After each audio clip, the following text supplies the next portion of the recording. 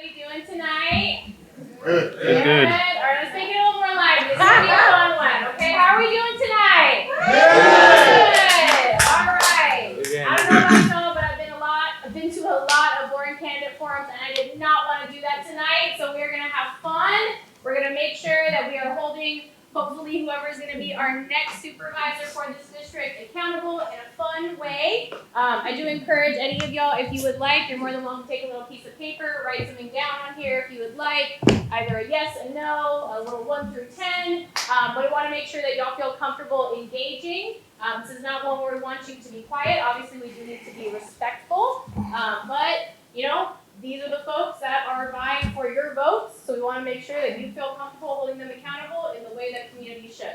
My name is Alex Ramos-O'Casey. I am with the Fresno City College Speech and Debate Program. And we have our other co-moderator. Hi everybody, my name is Ballard. I'm a community member here in West Fresno. I'm a rancher, I run a lot of cattle, and I'm also a candidate for Fresno Unified School District for trustee for Area 1.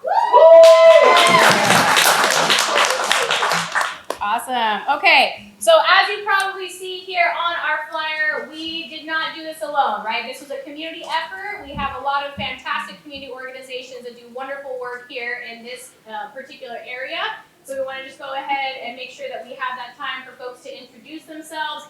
If you are from BWOPA, All Things Fresno, Wellness to the West, Southwest Fresno Power, or Breath of Evolution, please go ahead and stand. If you are here, let's give a round of applause.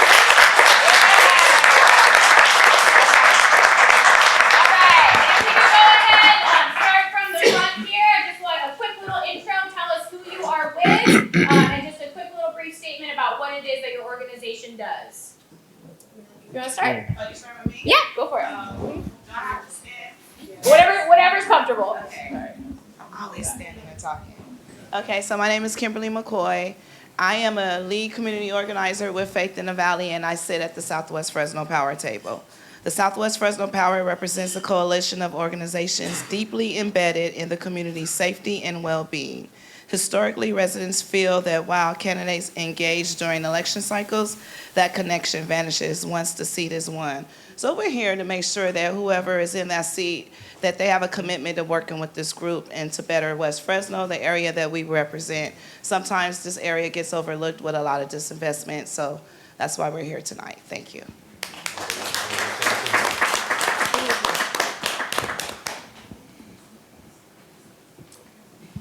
Good evening, everyone. I am Cynthia Sterling. I am president of the Black Women Organized for Political Action, Fresno San Joaquin Valley Chapter president, and we would like to thank you so much for allowing us to be a part of this program this evening. The significance of having these types of forums is to let the community know what your thoughts and concerns are as it relates to Fresno County, and the fact that you will be looking out for our interests, because we are the ones that you will be representing. And so we thank each of you for your participation tonight.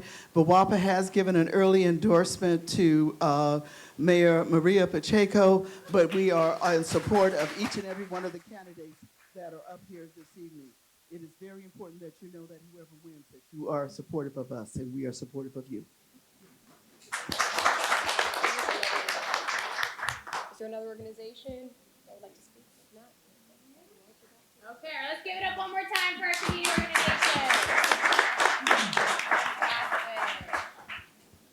Okay. All right, so really quickly before we go into our candidate introductions, one thing that we do have to be conscientious of is time. So this is going to be a little bit more fast-paced than maybe some of the other candidate forums that you have been to. I will be doing hand signals, and what I would ask is that y'all in the audience go ahead and help to reflect that. So this right here is a 30-second hand signal, so if you see me holding this up, make sure you are following along and holding that up so that way the candidates can know and we are staying on track, okay? That is one thing that's going to be very, very important here. So we're going to go ahead and make sure we have 1 minute each for the candidates to introduce themselves. We're going to go over some community guidelines, and then we are going to get into our questions. We're going to do 3 different sections of questions. First are going to be some pre-prepared that were alongside some of our debate students, some community organizations, and folks that live in the district. Second is going to be a rapid fire yes or no, and then last section will be for everybody in the audience and community to ask questions of whichever candidate you would like. Sound good? Yes. Okie dokie. All right, we're going to get these timers up and running. We will start closest, and each time that we're going to be answering questions, we'll just start from the side here, just going to go right along there. And so we're going to go ahead and start with Mayor Pacheco. 1 minute starts now. Hey y'all, my name is Maria Pacheco. I have been the mayor of the city of Kerman for the past 4 years. I am a public servant, a proud mom of 6 children, born and raised in the district. I am blessed to be able to govern the city that I grew up in. I understand the challenges that we all face in our district. I understand the struggles with the high cost of living, the struggles that we face finding good paying jobs and affordable places to live. I understand how we are all struggling to pay the bills.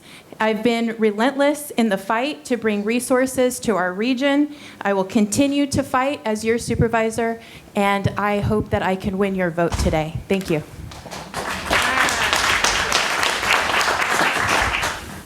Good evening. I wanted to stand. I want to say as well, take a moment to acknowledge all the women here since it is the month of the women to be recognized. I'm Lupe Flores, and my husband, my sweetheart, is in the audience today. We have 4 children together. We were teen parents, and we have 8 grandchildren, and we're also small business owners. I am currently serving on the Mendota Unified School Board for 21 years. I've led in the area of president 2 terms, and one of them was in the critical time of the COVID-19. And education, family, and faith, public safety are my values. And with that experience of 21 years plus with the state of California Labor Commissioner's Office and the Employment Development Department, I hope I get your vote. Thank you. Good evening. My name is Felipe Perez. I'm from Faribault. I'm married. I got a beautiful wife and 3 kids. The 3 of them, they were valedictorian there.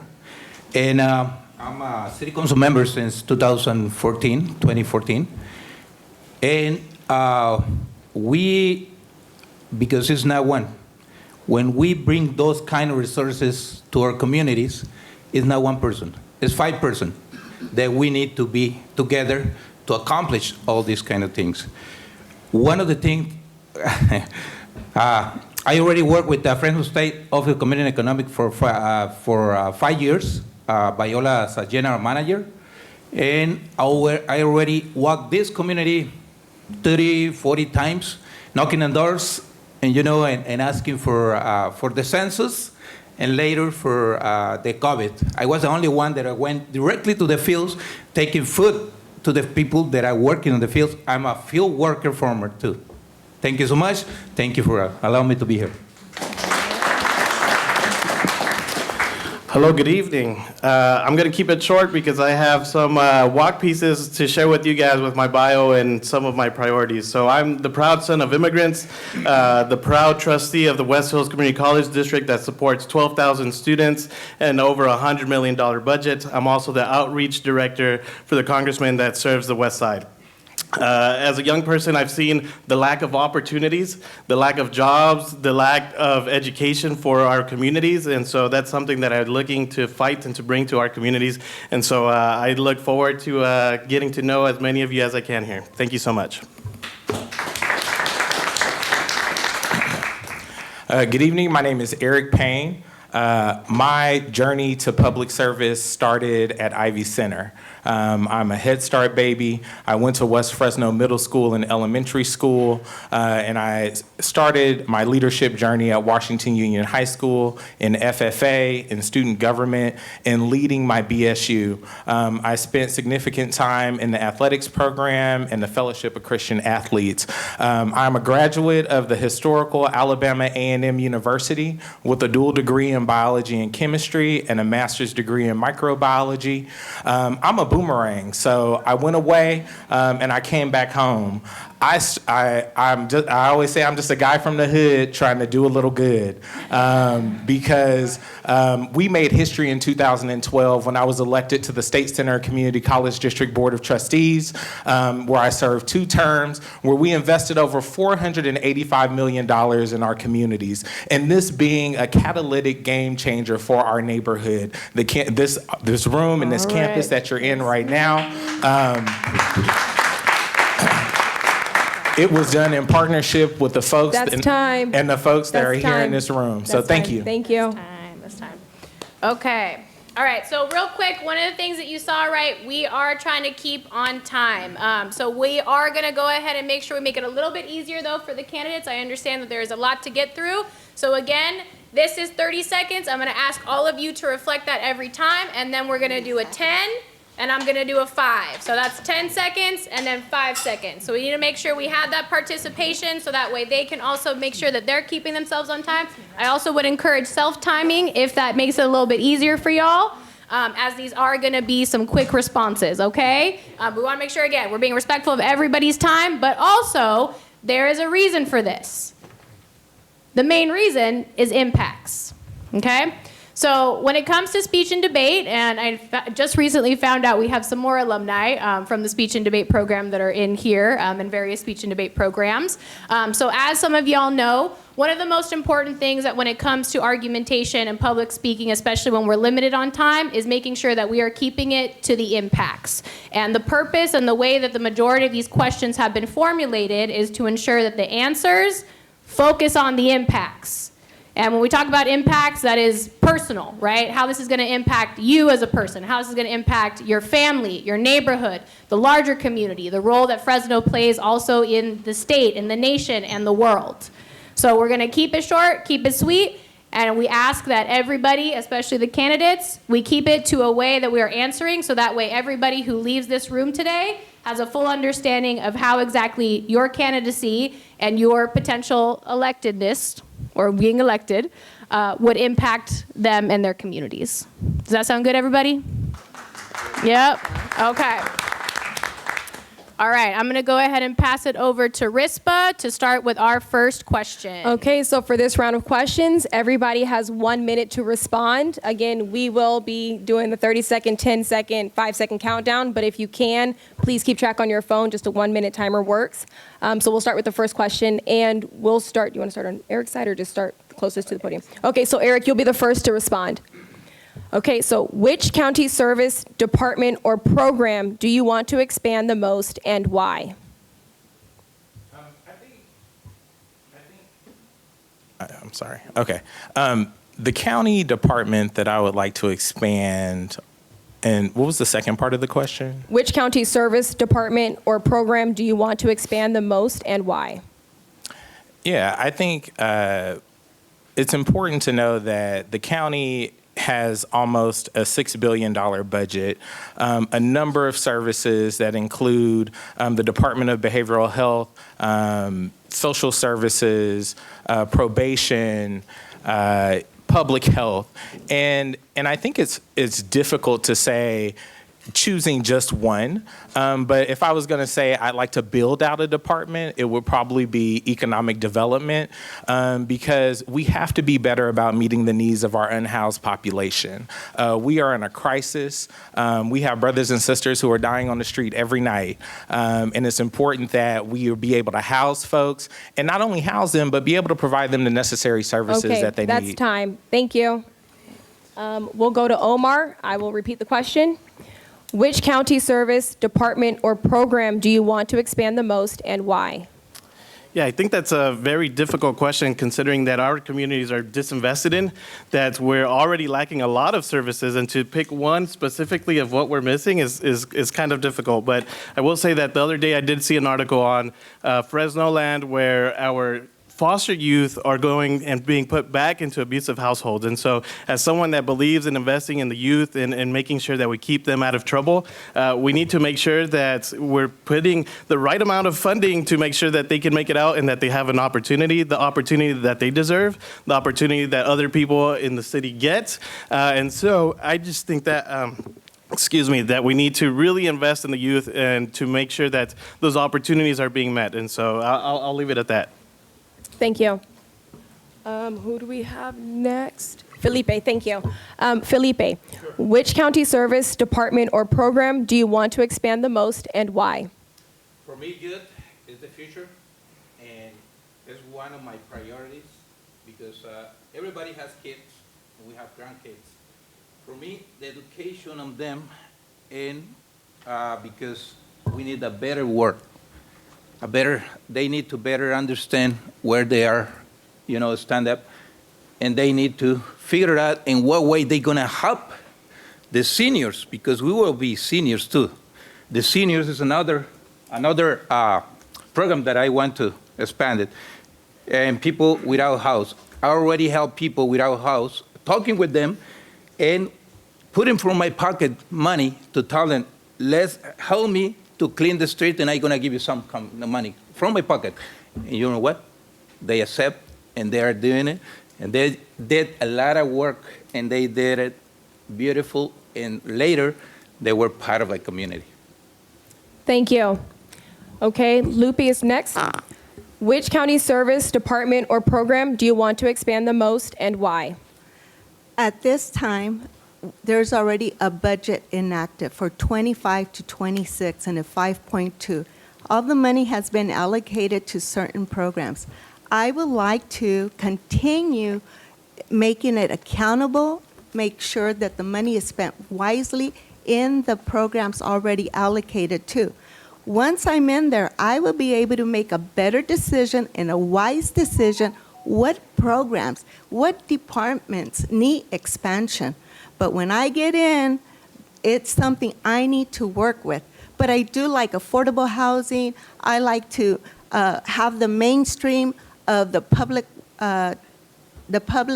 works department, maintain our roads and our infrastructure, because that's one of the things that I always get told in the field, that our infrastructure needs work on.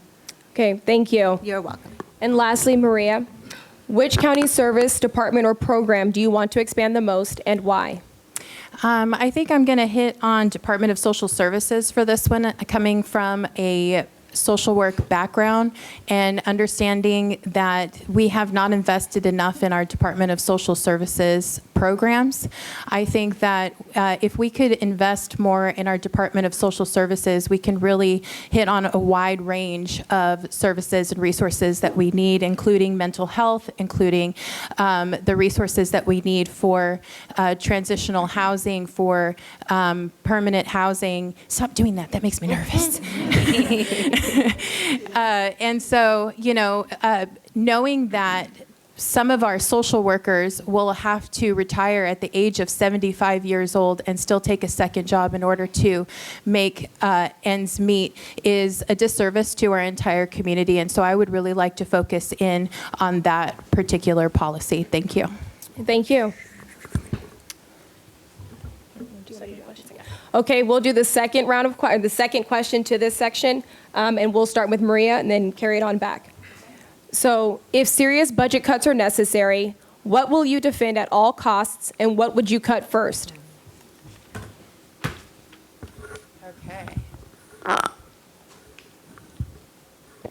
Okay. So coming from West Fresno County and understanding that we have been dealing with a lot of budget cuts that are affecting us, affecting our ways of living, especially now we're seeing that a lot of our paraprofessionals are being cut. I definitely don't want to see anything get cut. I want to be able to balance a budget where everyone is funded equally and equitably. I think that we definitely need to make sure that we're funding the services and the people who are touching our community the most. And I think that if we were going to cut anything, it should be the people at the top making the most. So if we gotta make budget cuts, we're going to start at the top. Thank you. Thank you. Okay, Lupe, the same question. If serious budget cuts are necessary, what will you defend at all costs, and what would you cut first? At this time, the state of California is in an $18 million deficit. We know budget cuts are coming, and therefore, I would have to be prepared to study the budget and make sure that everything is intact and funded, as well as if there is something I need to cut, maybe I can consolidate units and work in that way so that we can consolidate the elections department with another department that does almost the same thing, and this way we still have the departments running and paid for, but everything is needed out here in the West Side. So it's up to us to make that best decision for you, the taxpayers. Thank you. Thank you. Felipe, if Yeah. serious budget cuts are necessary, what will you defend at all costs, and what would you cut first? First, I think we need to make a study and try to balance this budget. Why? Like I said, everybody needs in the West Side and the District 1, I want to just focus in District 1. We need everything, all the resources that we get from Fresno, we purchase, and the taxes are the same that they take us from us to everybody. What is the one? I need to make a study again and see what is the expenditure, where we are the expenditure and the most expenditure to try to lower, to try to balance those dollars. Thank you. Is that yours? Okay, thank you. Omar, if serious budget cuts are necessary, what will you defend at all costs, and what would you cut first? Yeah, I think that we definitely, there we go. I think we definitely need to be auditing and see where we're wasting our money. We really need to make sure that we're checking from the top down. As a college trustee, we always have to look at the students and the impact that our budgets have on the students. And so, similarly to this, we need to look at what services our communities are in desperate need of, right? Some services that cannot be gone without. And so we definitely need to look at those high-paying jobs where folks are making a whole lot of money at the expense of, some folks at the bottom. I think that we should never cut the folks at the bottom who are doing the work with the community day in and day out, because they're the ones that truly provide the services, and they're the ones that the people come and see in actuality, right? There's a lot of people that sit in their office and that we don't necessarily see often. So when those folks come by, nobody knows who any of them are, but they know who their counselors are. They know who the people at the front are. And so we got to make sure that when we make these cuts, that we is start at the time. top. Thank you. Thank you. Eric, if serious budget cuts are necessary, what will you defend at all costs, and what would you cut first? One, I just want to say that having had to make really tough decisions at the community college level during COVID, when people were laying off folks, I can tell you we didn't lay off one employee. And that's something that I defended. But I will say that this process is not about me. It's about the people and the residents.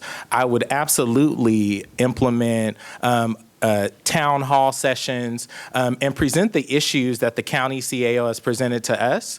And then I would implement a participatory budgeting process and learn what are the priorities of the residents, what is essential for their livelihood and their everyday lives.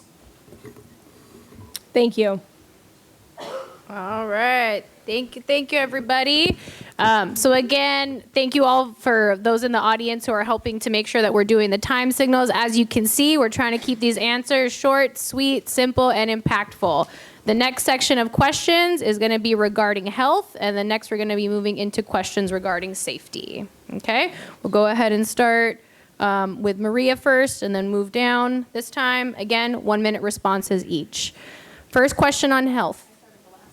Oh, did you start last time? That's fine. All right. Okay, then we'll start with Eric this time again. Okay? All right. Question 1. How would you address the shortage of mental health and health professionals serving low-income residents? Well, one, I just want to thank my sister-in-law who's here in the front. She's a clinical practitioner with the Department of Behavioral Health.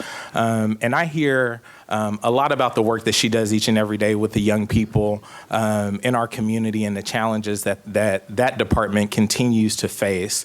I think ensuring that we have reduced caseloads for our clinical workers, that we have the supports in place to ensure that our clinicians are successful, that we have the software and the data in place to ensure that we're operating in the 21st century in a digital capacity to help meet the needs of both residents who need access to mental health services, and those services, folks shouldn't have to go to them. Those services should be accessible in the neighborhood. And so we want to ensure that those services are available to those that need them and want them. All right, next one. You can just go ahead, keep it down the line. If you need me to repeat the question, I will. Yeah, please repeat the question. All right. How would you address the shortage of mental health and health professionals serving low-income residents? Certainly. I think that we got to start by working with our institutions, with the community colleges and the CSUs to make sure that we're creating pathways so that we can create, more folks that fit in this area. If we have a shortage, well, then we got to find out how to make more. And so the first thing that we got to do is work with our community colleges, with our universities, and even with our high school, and start with pathways through them. And so if we can invest in them here, they tend to stay here. So we got to create those opportunities for the youth, so that when they get older, they can make fit the need. And so I'll leave it at that. Thank you. All right. Okay. All right, next. How would you address the shortage of mental health and health professionals serving low-income residents? First, we're in the Fresno City College, where they can offer all this kind of service for this kind of services. And also, I don't know if you know it, but on the fields, we have a lot of professionals from Mexico. They're nurses, they're teachers. They have different kind of, degrees from Mexico, but they don't have the opportunity. Let's give them opportunity to them, but also let's put money on this college to make, make a bigger impact on all this kind of issue. We, as a population of the Fresno County, we need to be together also and try to help us. We are friends. We are family. And the low income, I'm a low income. I'm not a person a rich person. So I survived with $920 for 10 years, and I know what it is. And I know my wife is a teacher from Mexico, and she help the community a lot. All right, that is time. Next, again, how would you address the shortage of mental health and health professionals serving low-income residents? Currently, the public health system is under the general fund in the county, and that fund has $2.62 million. Therefore, we would have to make sure that we have the behavioral industry or profession available to all the west side, and of course we're talking about District 1, and hopefully maybe partnership with the high schools, the medical program, or the colleges and the universities, and get those pathways in so that we can have the behavioral health clinicians available for everyone involved in our schools, in our colleges, in homes that they could visit, do some type of outreach, because we are in a day where so many individuals have some type of anxiety or distress or depression. All right, that is time. Okay, thank you. Thank you. All right, and last, again, how would you address the shortage of mental health and health professionals serving low-income residents? Thank you. I think one of the things that we need to discuss tonight is accessibility in the rural communities, from urban West Fresno all the way out to Fireball. We don't have the mental health departments and offices that we need in order to serve our communities. We don't have the transportation for the residents to get to urban Fresno in order to receive those services as well. So we need to really think about how we're going to invest in bringing those resources to our communities and how we're going to invest in getting our communities to those resources. We also need to think about the wraparound services that we're lacking, especially in the unhoused communities and our transitional homes. We don't have the mental health clinicians that we need. We need to be able to invest in those and offer prevailing wages to those so that we can bring them in. We also need to understand that 988 only answers 50% of the time, and that's because we don't have the money to invest in that. And so I think our budget really reflects our values, and that is definitely something that I value. Thank you. Time. Thank you. All right. So second question regarding health. We'll go ahead and just move back this way. So we'll start, and each time we're just going to go ahead and zigzag, okay? So if we start here, go this way, and vice versa, okay? All right, so second question is a little bit of preface. So rural areas in District 1 lack healthcare access, as was mentioned here.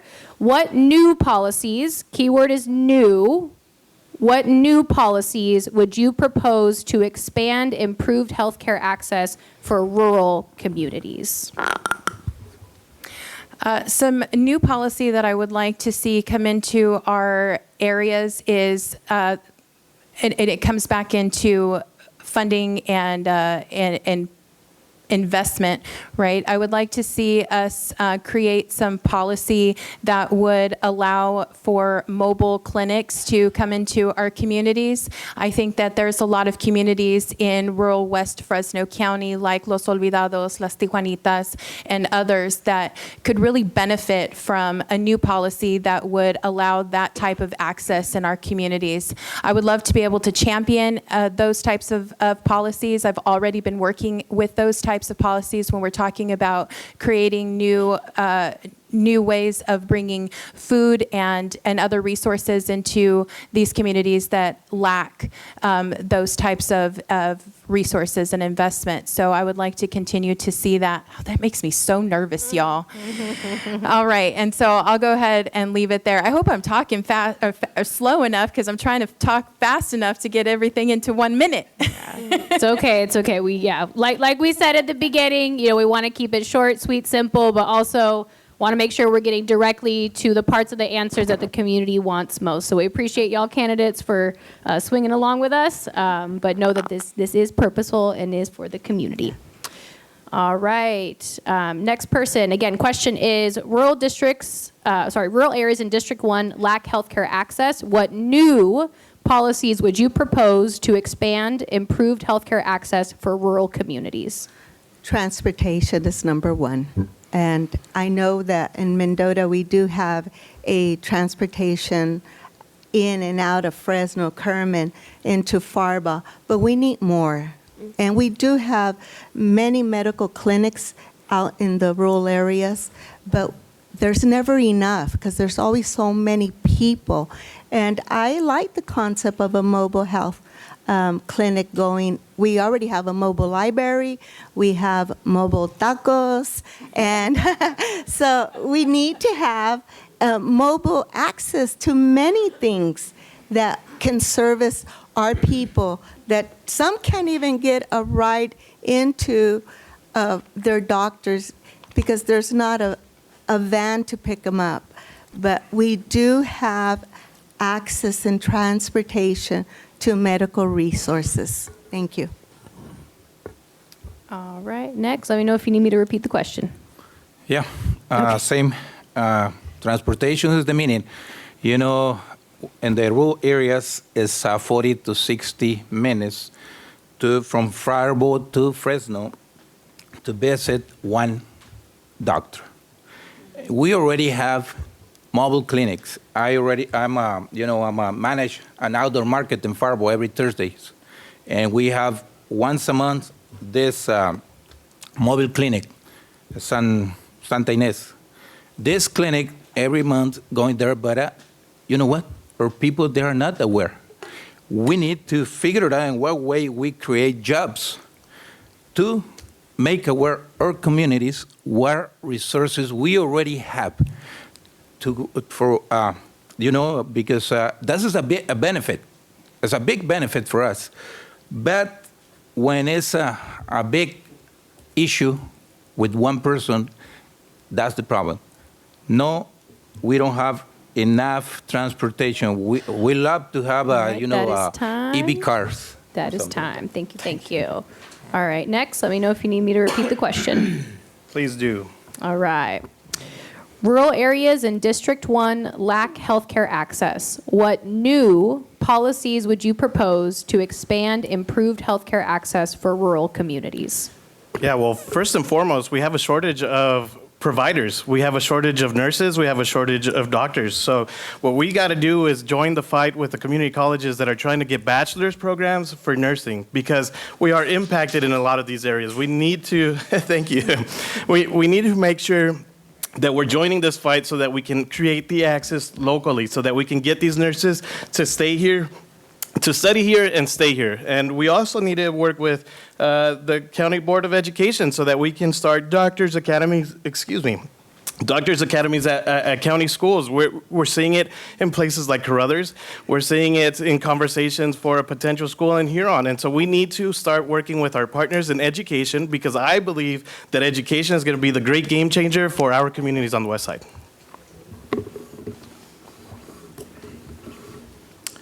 Yeah, I think from both an urban and a rural context, you have Central, Unified out, Ashland and Herndon. They don't have access to a hospital. If somebody's having a baby, it's going to take them 15 to 20 minutes to get to community. If you are in rural if you're in Southwest Fresno, you don't have access to a pharmacy. So there are some real desperate issues in both urban and rural contexts around healthcare access. I think that we need to implement a joint powers authority between the cities, the local jurisdictions, and the county to assess and finance healthcare facilities like a pharmacy, like a rural clinic. We know what the issues are, but it's time we start solving some of these problems locally and bringing the stakeholders to the table to get it done. All right, thank you, thank you. And I just wanted to give a quick shout out to President Weisenhunt right there. Thank you. So one, because they are the president for our campus, FCC, but also more importantly, as you saw, there was some clapping there. And I want to encourage all of you, if you hear something that you like, let them know. If you hear something you don't like, let them know, okay? Y'all can do what you want, as long as we're keeping it respectful, but again, they're gonna be working for you. It's just one. Well, thankfully this isn't City Hall, so we're good. We're good here at the West Fresno campus. So please, I encourage all of you, let's take that lead from President Weisenhunt and just make sure, show that expression. If you like it, let them know. If you don't, let them know. You can show it on your face, show it with some hands. If you want to give a little woo, if you want to give a little boo, that is okay. All right? Again, we're gonna have some fun. We don't need it to be. Does that count for us too? Are we allowed to? No, I'm just kidding. I mean, I won't stop you. Well, I mean, I can if I need to, but we'll see how it goes. All right, so RISPA is going to go ahead for our next section of questions regarding safety. Okay, so these next two questions are in regards to safety. Again, 1 minute each answer. We'll start at Eric, make our way down to Maria, and then for question 2, Maria, make our way down back to Eric. Okay, so the first question. Southwest Fresno experiences higher levels of law enforcement brutality compared to other county areas. What would you do to keep residents safer? I think safety is defined by the neighborhood and the community. I think we have over-policed our neighborhoods to a detriment. I think for a community like the city of Fresno to have a full occupancy police department at 950 officers, it doesn't mean that we're the #1 safest city in America. But what we can do and what we can say is we can begin to expand programs like Advanced Peace. We can begin to include prevention and intervention services for families that need them. It's about time we address play deserts in our neighborhood, that we create more green space. Safety is defined by the social determinants of what makes a community well and whole. And so we really need to start making the necessary investments and bringing the stakeholders to the table table because there are some incredible people in this community that are already doing the work. Thank you. Omar, Southwest Fresno experiences higher levels of law enforcement brutality compared to other county areas. What would you do to keep residents safer? I think the first thing that we got to call out is those folks that are getting caught. We can't let them get away. We can't just put them on leave, and we got to hold these people accountable, and we got to protect our communities by doing so.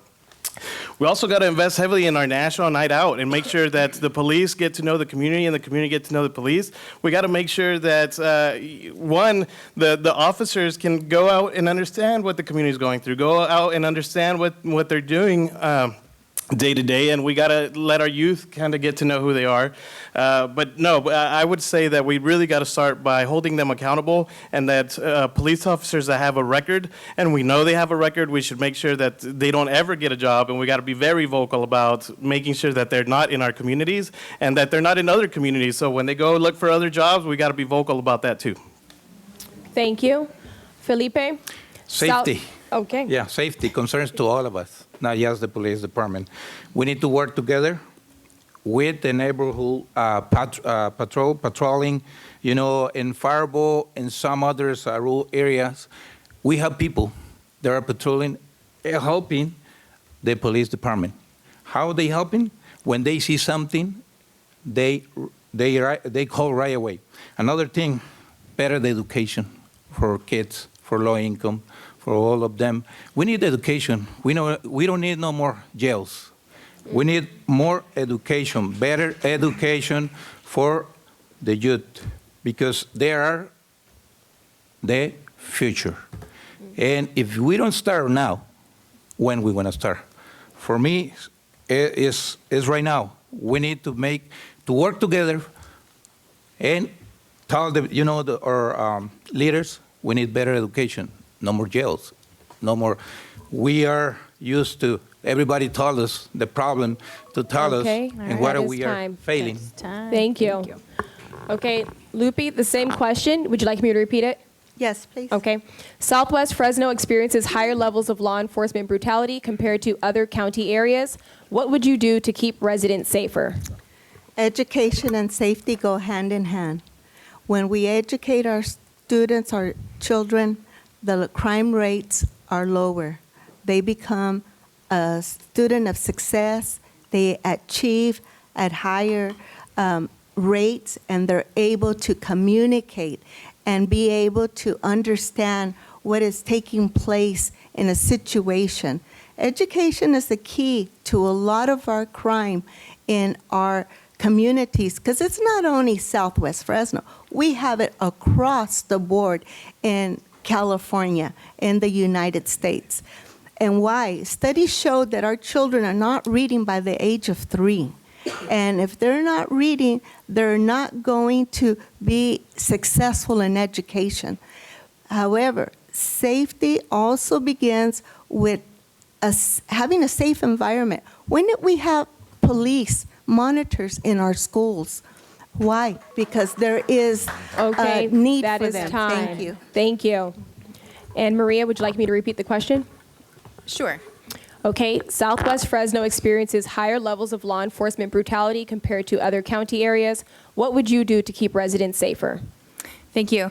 I agree that that we need to invest in our education, but I think one of the points that none of my opponents got to today is also investing in the reentry programs. Our people who are coming out of our prison systems and jails. Thank you. And so I think that we need to really put some investment in there in making sure that they're transitioning back into the public in a good and healthy way.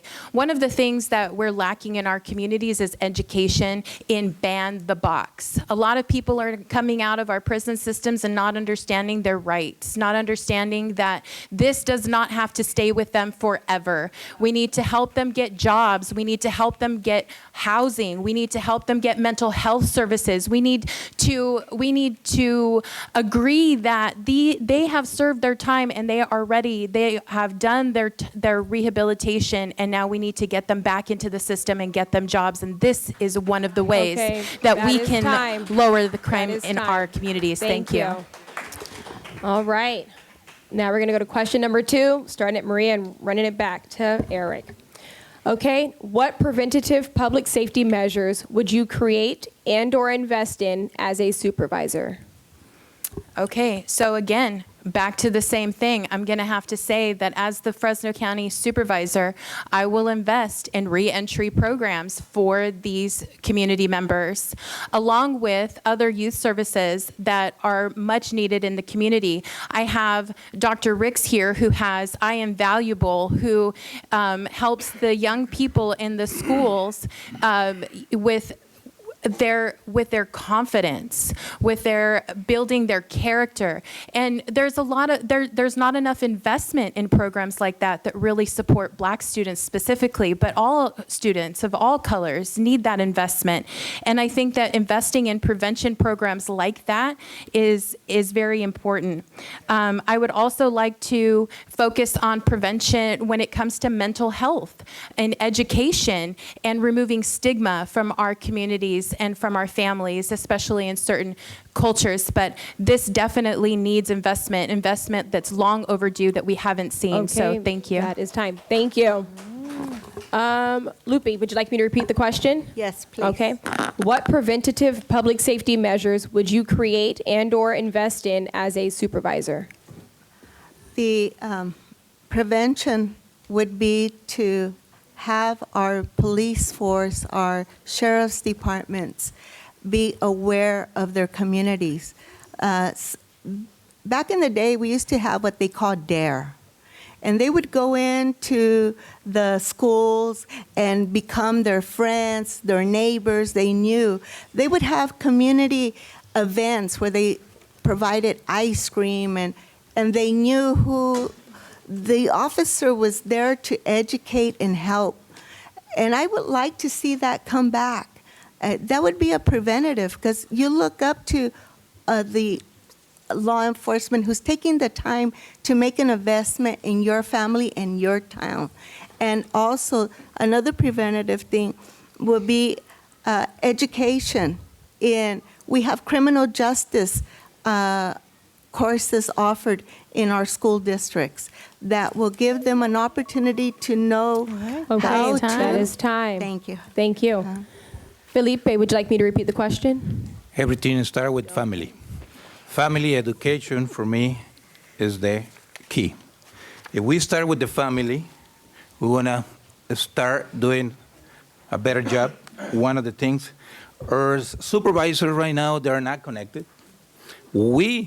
If I get there, or some of us, we need to be connected with our communities, with the police department, with everybody, and see what they need.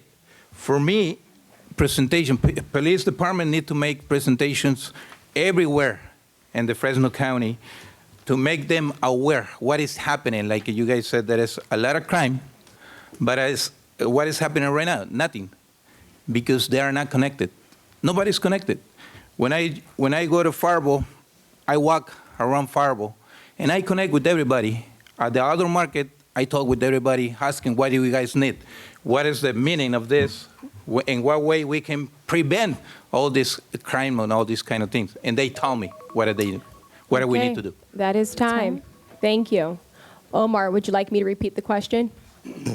Of course, and just for the record, probably every time. Okay, not a problem.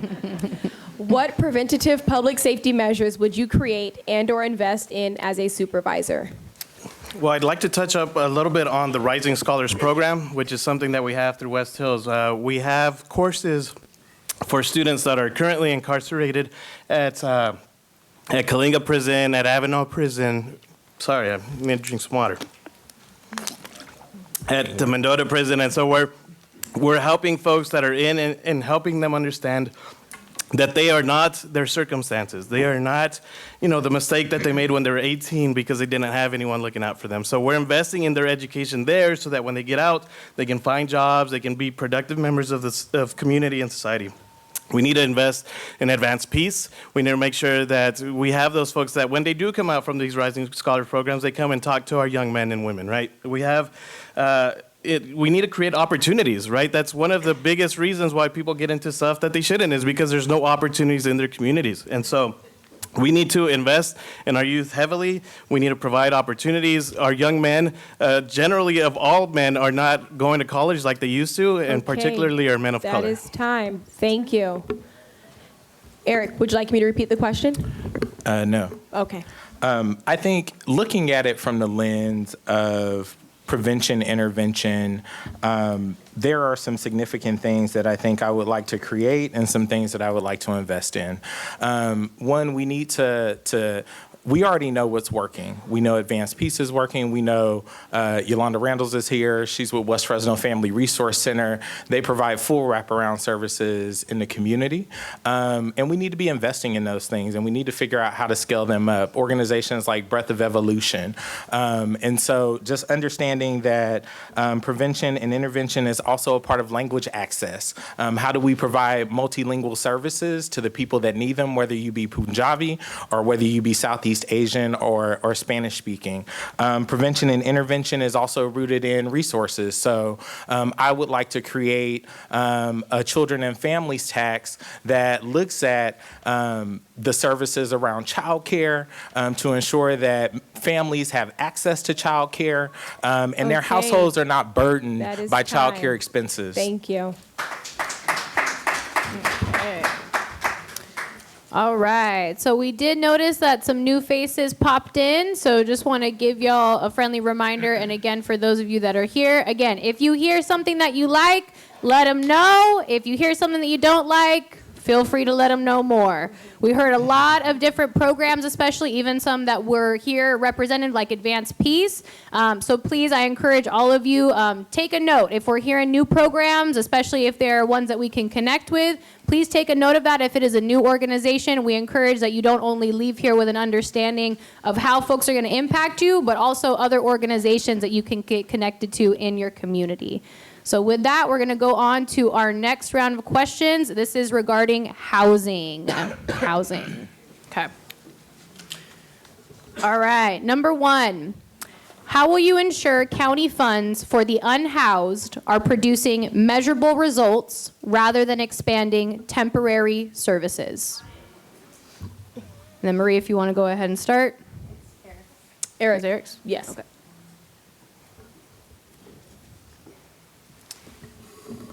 Yes.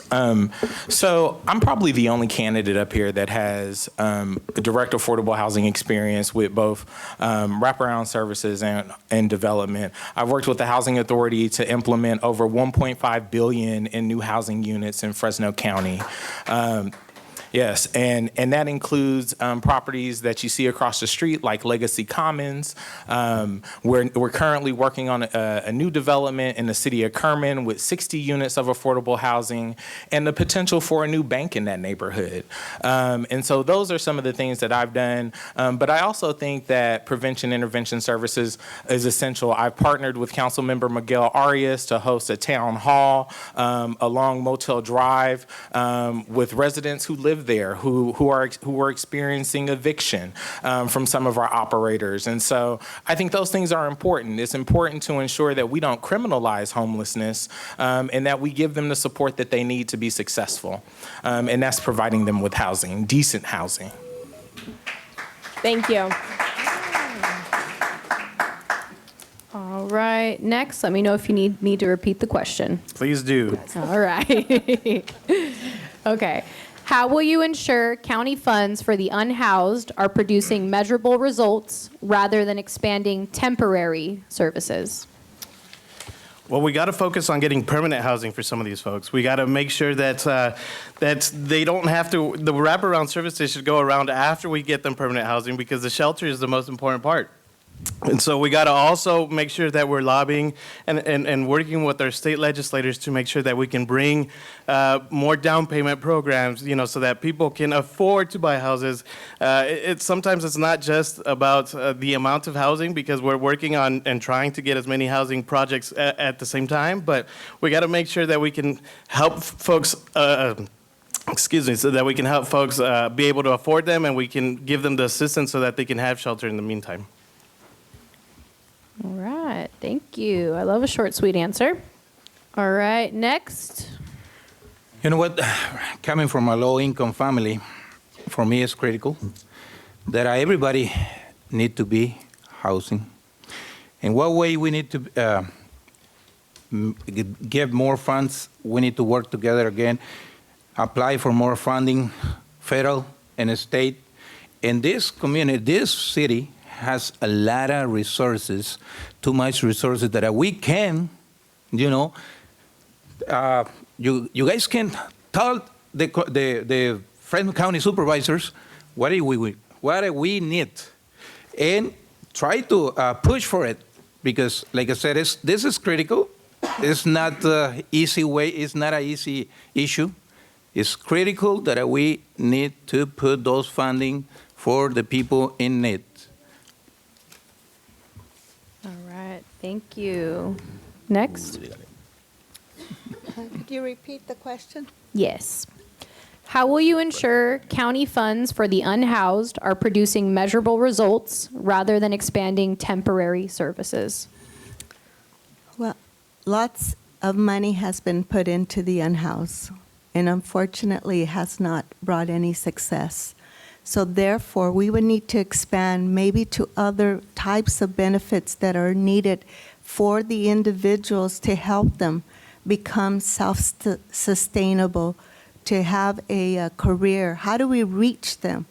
And then the affordable housing element has really been driven up cost by the Bay and the South buying our homes and renting them. So therefore, it drives up costs in our areas that people cannot afford to buy a home, at least on their own. It might take two families to buy and purchase one home.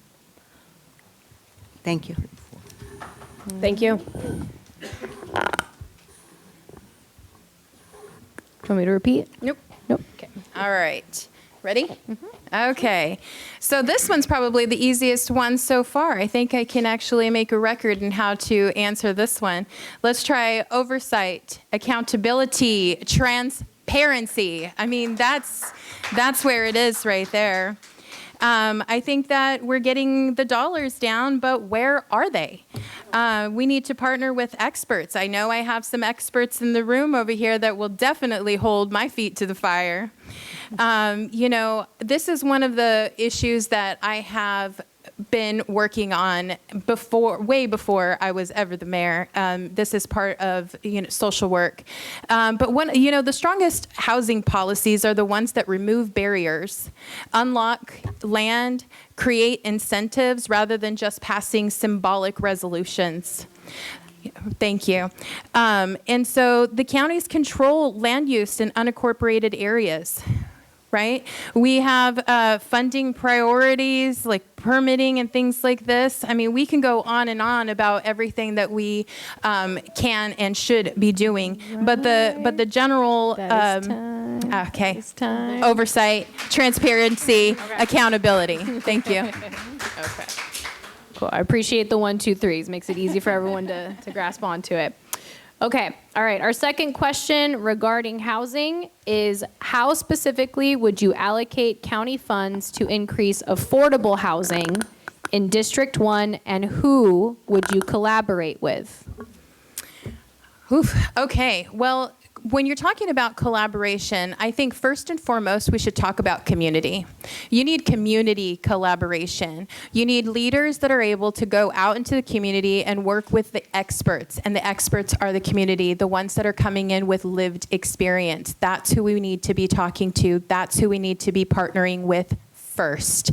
There are lots of other programs that we can be partnering with. There are perfectly good programs that we've already heard about today.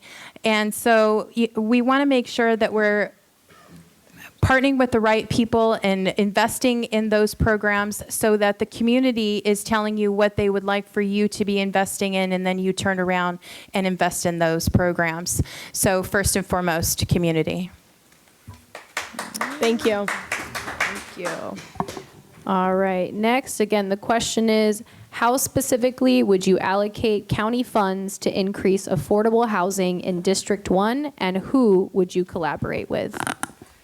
I would collaborate with the partners that are in the expertise of housing development and to give us an opportunity to invest our monies.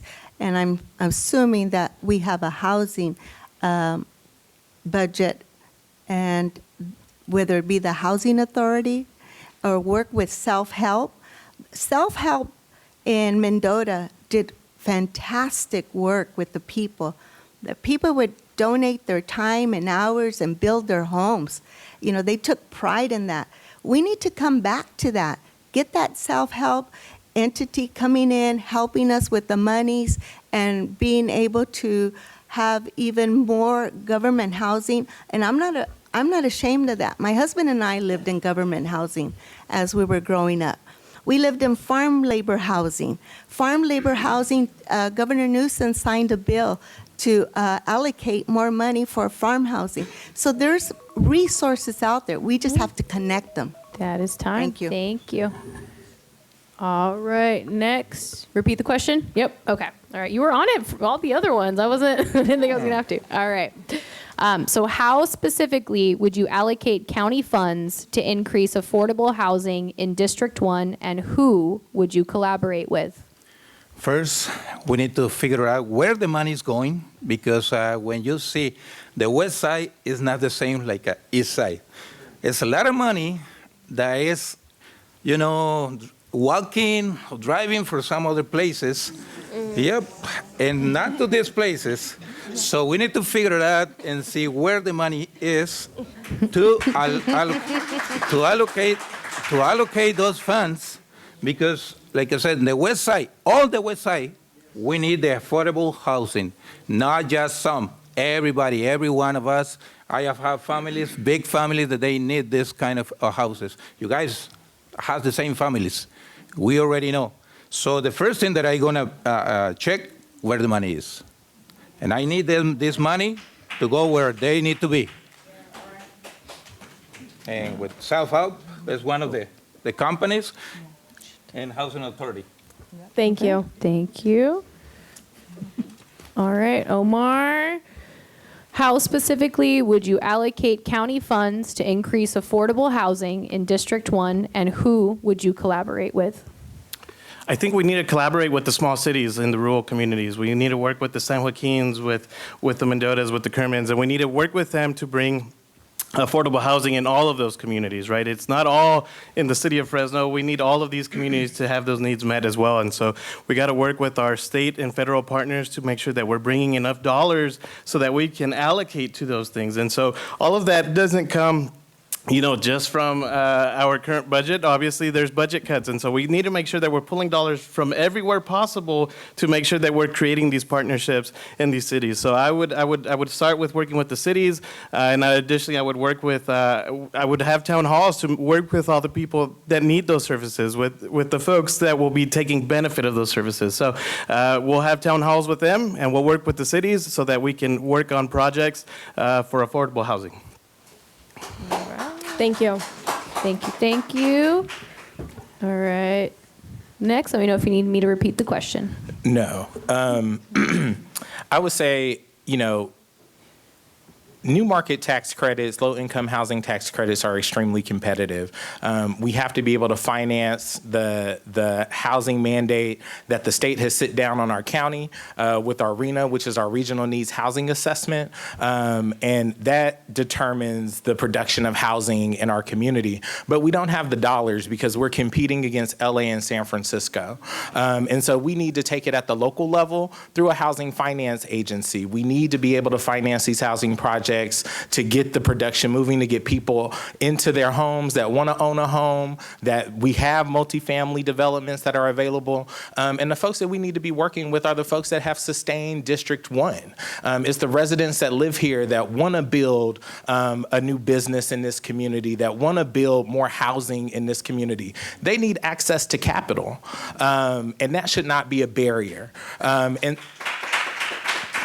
We want to work with our faith institutions. You have Westside Church of God that's building a 22 single-family development that for is seniors on their time. Property. Thank you. And Thank others. you. So working with our CDCs as well. Thank you. Thank you. Okay.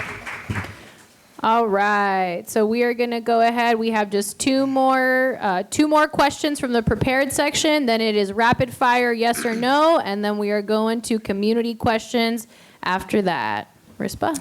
Okay, so this first question is around environment. We're going to start with Eric and then run it back to Maria. Southwest Fresno County continues to be one of the most polluted areas in the entire country, from air to water to soil health. How do you plan to protect the environmental interests of District 1 residents?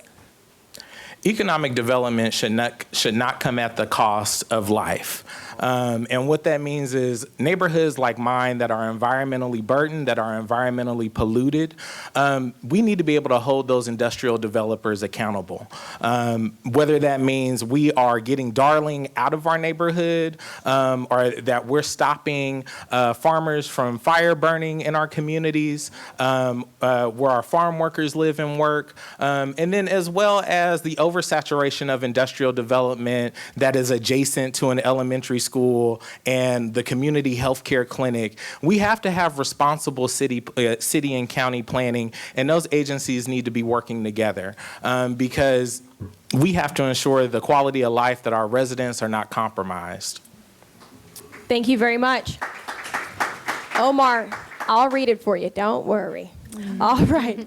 Southwest Fresno County continues to be one of the most polluted areas in the entire country, from air to water to soil health. How do you plan to protect the environmental interests of District 1 residents? Definitely. Well, we definitely got to start investing in more green avenues in our areas. We got to make sure that we're investing in more electric car charging stations so that folks on the west side can have access.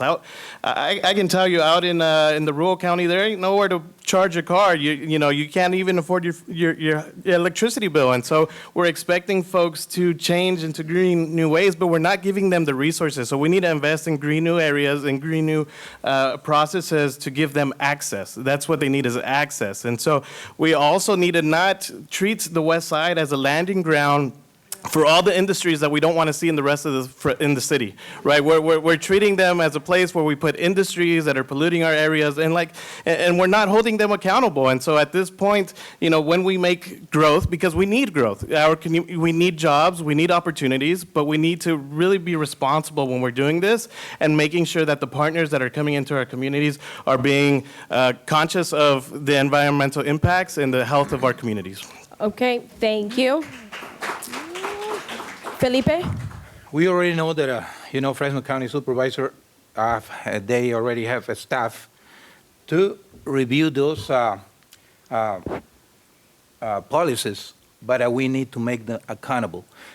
In my capability, what I'm doing is, with the organization that I work, I already doing different kind of stuff. We do air purifiers workshop. I already did like 100 of them. Just we purchase everything. They build an air purifier and take it home. Why? Because I know we have the most polluted air in the entire nation. And the water is not the exception. It's the same thing.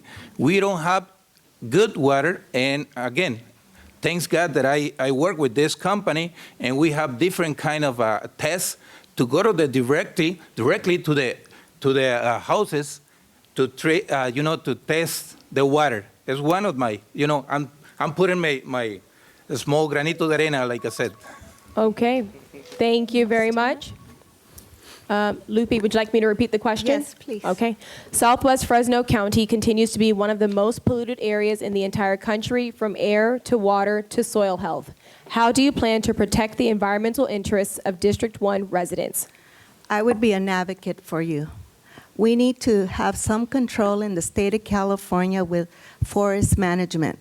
We are polluted from these forest fires taking place. There needs to be some accountability at that level. When I was young, I don't remember forest fires. And therefore, that has caused even more pollution in our valley. We used to have pollution coming in from the north and the south because we're a deep valley. So not only do we have the pollen for allergies, or do we have just the factories, because we're ag. We got to have factories. But California is the most regulated state with controls of air pollution and San Joaquin air pollution and fire control for farmers. And yet we still have a problem. That is time. Thank you. Maria, would you like me to repeat the question? Yes, please. Okay. Southwest Fresno County continues to be one of the most polluted areas in the entire country, from air to water to soil health. How do you plan to protect the environmental interests of District 1 residents? Thank you.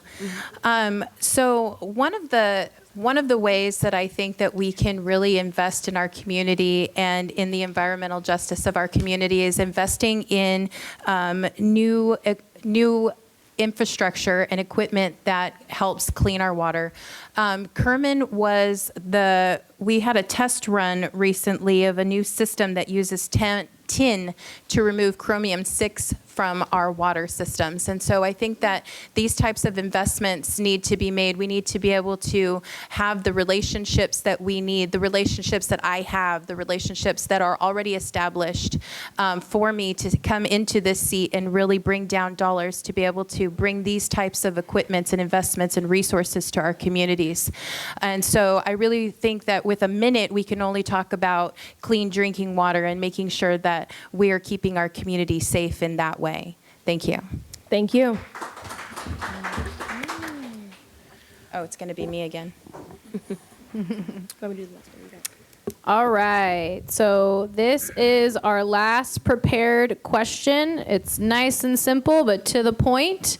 And then we're going to do rapid fire yes or no's. And then again, we'll be moving into community questions. All right. So the question is, who are your largest donors, and how many of your donors are from within the district? Okay, well, that's easy enough. So the largest of my donors is the community. So I'm running on a grassroots campaign, so I've got donations. Thank you so much. I've got donations that come all the way from $20 and up, and so I'm very proud of that. And I'm very proud to say that I'm not taking, or I haven't been taking, any kind of money from oil or any kind of large corporations like that, and I don't plan to. I want to be accountable to you. I want this to be a community-led effort. So I want to thank you first and foremost for your support in my campaign, and I am looking forward to serving you as your next supervisor. Thank you. Thank you. All right, Lupe, who are your largest donors, and how many of your donors are from within the district? All of them. They're all from the district, and they come as low as $26 for 2026 election. I am happy to receive whatever is given to me. I am also a grassroots campaign, and I'm working it really hard to make sure that I'm out there to serve you and to champion the District 1. And not on money, it's on a vote that's going to get you in. You can have all the money, but if you don't have the votes and you don't have the people behind you, you're not going to be there to serve you and put people before you other than yourself. That's what I am, a servant of District 1. Thank you. Thank you. Same for me. No large donors, not even small donors. We as family, we have a team, and we have people that are volunteering, already walking with me, knocking doors. Already did Mendota, Farbo, Tranquility, all these places over here in Fresno too. But we don't depend on money from somebody else. We are doing, like they said, the grassroots campaign. The people that are supporting me is because they believe in me, and they want to change. They don't want the same thing. They don't want, the money go to east and not to get this side. To fight for what we already have for what we spend on the stores, a penny or something, go back to the communities. Is what they want, is why they are supporting me. All right. Thank you. Next, again, the question is, who are your largest donors and how many of the donors are from within the district? Yeah, since this one's pretty easy, I'm also going to point out that I know we're doing this in debate style, but a lot of our communities, especially coming from a West Side school, we didn't have speech and debate, so I'm just throwing that out there. And so the access to knowing how these work is definitely new. But yeah, my largest donor is friends and family. People from all walks of life that I've met as a field representative, as a student body president at Fresno State, in all areas, people that have got to know me where my heart is, which is within my community, and are choosing to invest in me. And so how many of them are in the district, I'm not sure, but they're folks from all over the place that I've met because they know that I really care about the community, and this is what I do because I love to do it, not because I need to do it. Thank you. Yeah, I'm going to say, I've been out fundraised 5-1 in past elections. But one thing that I do know is it doesn't matter how much money you raise. It's about the voters. And I'm taking this fight to the ballot and to the people. Oh, short and sweet. All right, thank you.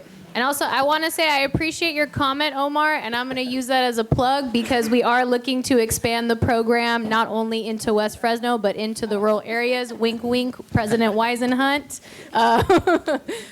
We want to ensure that all folks have as much access as possible, but you can find us whenever you need us. Oh, yeah, thank you. I appreciate that. I will tell you, my debate students were very sad when we heard that Mike Carbasi was not going to be coming because that question was definitely one that they were excited to hear his response on. Yes, unfortunately, he did not give us a reason as to why he was not here. But I encourage everybody, feel free to ask him when you get the opportunity. Big donors. All right, are we ready for our yes or no rapid fire questions? Yeah? Are we ready? All right, let's get a little break in here. I don't know how I feel about this. Okay, so I want to make sure that this is very, very plain and simple. As you know, and especially for those of you that have been to other candidate forums, oftentimes we have questions that usually us as community, we just want and need a yes or no answer. And so what we did here today is we gave everybody a placard that simply says yes or no. So we're going to do a couple of questions that we have been flagged by community members and some other organizations that work here in the area, and we ask that you simply give us that yes or no. And all of the audience, I ask that you also, if you want to encourage as well or you want to put your input, give a thumbs up if it's a yes, give a thumbs down if it's a no. And then I do encourage you, if there was anything that you feel like was not covered, we are going into community questions right after this. Okay? Are we ready? Can we get a little demonstration? Let's just show the yes side. Let's show the no side. Yes. All right. Okay. Maybe. I need them, yeah. Level 3. Yep. All right. First yes or no question. Would you vote in favor of rent control? Rent control. All right, community. How do we feel about that? Do we get a proper yes or no? Yeah? Yeah? Okay. All right. Okay. No, I said Next. Do you accept law enforcement donations? or do we accept? We accept everything. We accept everything. All right. How do we feel about that? Good? Moving to the next one? All right. I listening. Oh, I can't even see. Next one. Do you accept money from oil or gas companies? No. Yeah? All right. Okay. Community? Okay. Okay. All right. Next. Do you support the abolition of ICE? The abolition? The of ICE? abolition? The abolishment of ICE? ICE? Are you kidding me? Yes, absolutely, 100%. All right. I think some people are, this is a great exercise. I think from the reactions I'm seeing from the audience, this is going pretty well. I would say the audience is giving responses and the candidates get to see those reactions in real time. And it's a yes or no, no time to give an explanation. Just putting it We out don't there. want no ICE, Yeah. right? Abolishment of ICE. To get rid What it of means ICE. to abolish? I want to get rid of ICE. Okay. Yes. All right. You're- Okay, this is good. Yeah, community, hold them accountable. That's good. That's good. And you guys, right after this, we have questions and We want answers. to get rid of ICE. Yeah. Yes. Of course. I'm an Did immigrant. they ask for it? You want, you Okay. want, If any candidates need clarification, you let us know and we will clarify. I would love to tell you why I want to get rid of ICE. Okay, are we ready? Let me tell you why. Okay, next one. ICE. Next one. All right. Do you need clarification on that before we move forward? Yes, As far because as the definition of the word. why is everyone so surprised? I'm hearing abolishment of ICE, correct? So give We the want definition. ICE out. So my answer is yes, I want ICE out. Is that correct? Yes. Okay. Yes. All right. All right. This is good. Let it be lively. It's a candidate form, right? Gotta spice it up. You're Okay. making me nervous.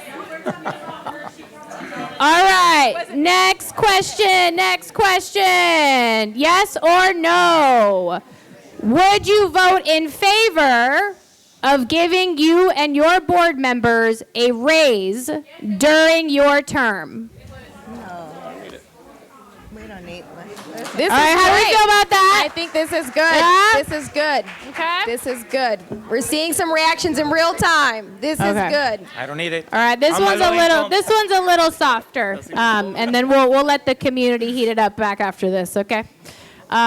Would you vote in favor of increasing funds for arts and cultural programming? Yeah, we have it. I was like, we better see some yeses on that, right? I can say it. Yep. Okay. All right. So to start our community questions, The we city of have. Fresno could not manage it though. Well, that is some of the tension between the city and the county. Yep. I heard you. Now All I right. understood what he said. Yep.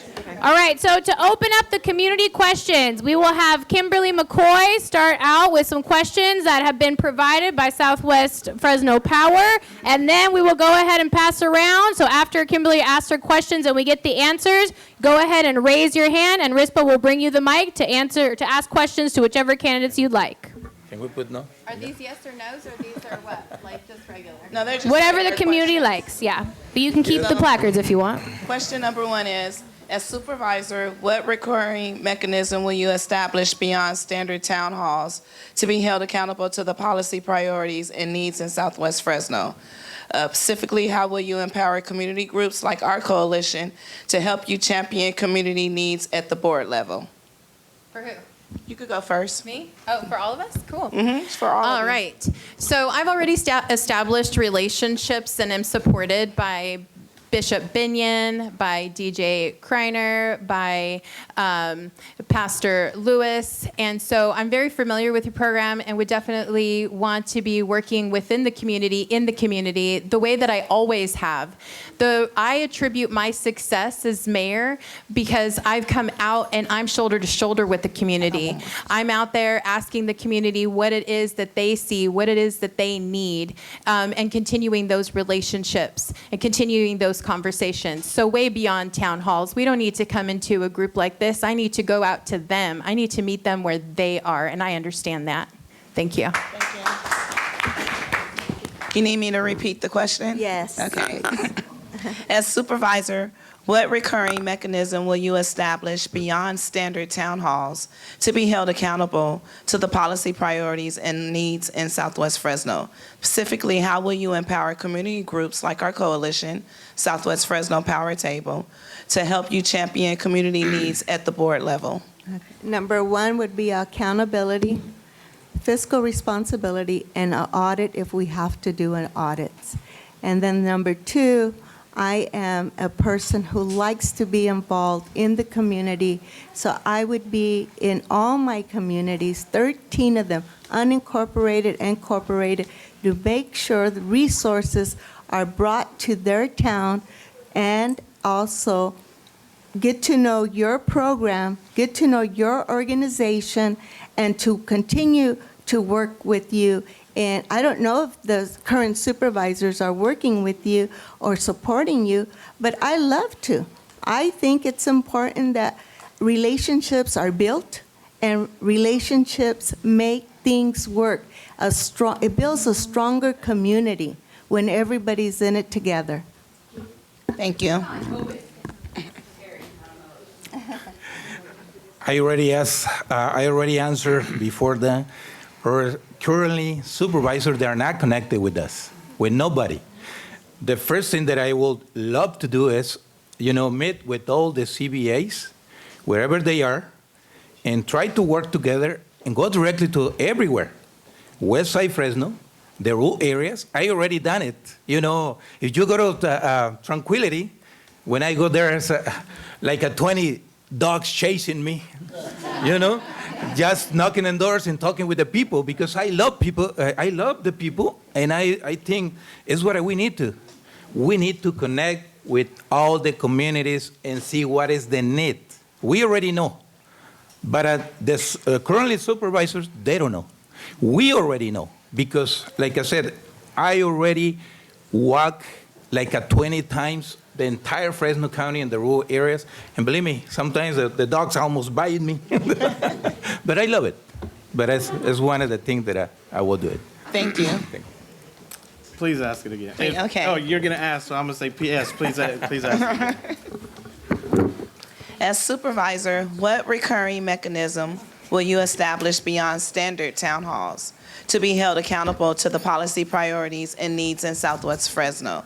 Specifically, how will you empower community groups like our coalition, Southwest Fresno Power Table, to help you champion community needs at the board level? Yeah, well, I don't want to minimize the importance of town halls. We need to have those, and we need to have them regularly. Additionally, we need to form committees with the folks that are doing the work, like nonprofits like yourself.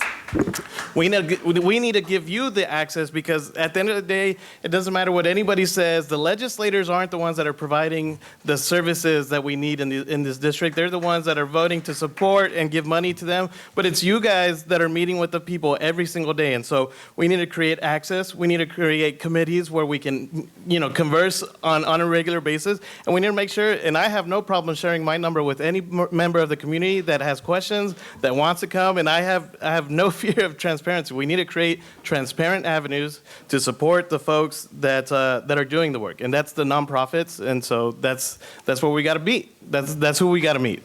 Thank you.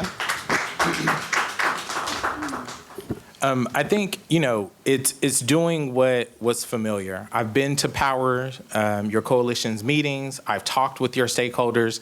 I come to your events. You guys did an incredible event here at the West Fresno campus last week with Dakari. And I know your coalition members. Nia is running an incredible training program for young girls. You have Allie in the Valley that's doing health and Wednesday wellness on the Wednesday on the help me out, Dakar. Wednesday, yes, Wednesday on the West, and it's a health forum. Yes, it's a health forum, a health space for yoga. They do runs, they do walks, and those are spaces to keep folks like me accountable, to have conversations. But it has to be personable, and it has to be real, and it has to be genuine, and you have to make yourself available. And I'm more than happy to do that. Thank you. I have one more question. Southwest Fresno faces some of the state's highest asthma rates, pollution burdens, and shortages in youth opportunities. While much of this area sits within city limits, the county remains the primary provider of health, mental health, and social services. We often see a jurisdictional game where the city blames the county for service gaps and the county blames the city for land use failures. My question is, how do you plan to dismantle this city versus county dynamic to ensure our youth and families aren't lost in the shuffle? Specifically, given the county's massive health and human service budget, what is your plan to bring county wellness resources directly in Southwest Fresno neighborhoods? And how will you work with the city council to ensure that county health priorities are not undermined by city industrial rezoning decisions?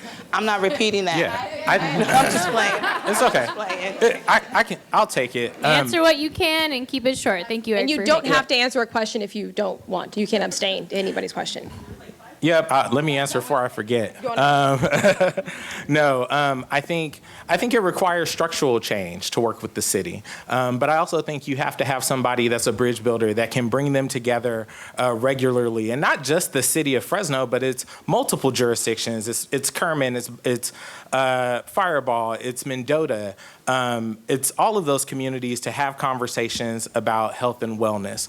And in that conversation and at that stakeholder table, you're talking about environmental justice. You're talking about the pollution burdens of the neighborhood. You're talking about climate justice and finance, and you're talking about jobs. And so for me, I'm more than willing to be that bridge builder and create those cross-sector partnerships with folks and to have those conversations. That was a very loaded question, and I'm. Yeah, well, and we can sit down and talk about it at length. But I'm kind of jealous that Eric took that first while it was fresh. But basically, what I took from it, to be completely honest with you, is how do we work with the city? Because it's not what we're doing, right? As someone that worked for 2.5 years on city council as a field representative, when I ran for college trustee, I had the endorsement of all, well, minus one, and I'm sure you can guess at the time who's now on this county board of supervisors.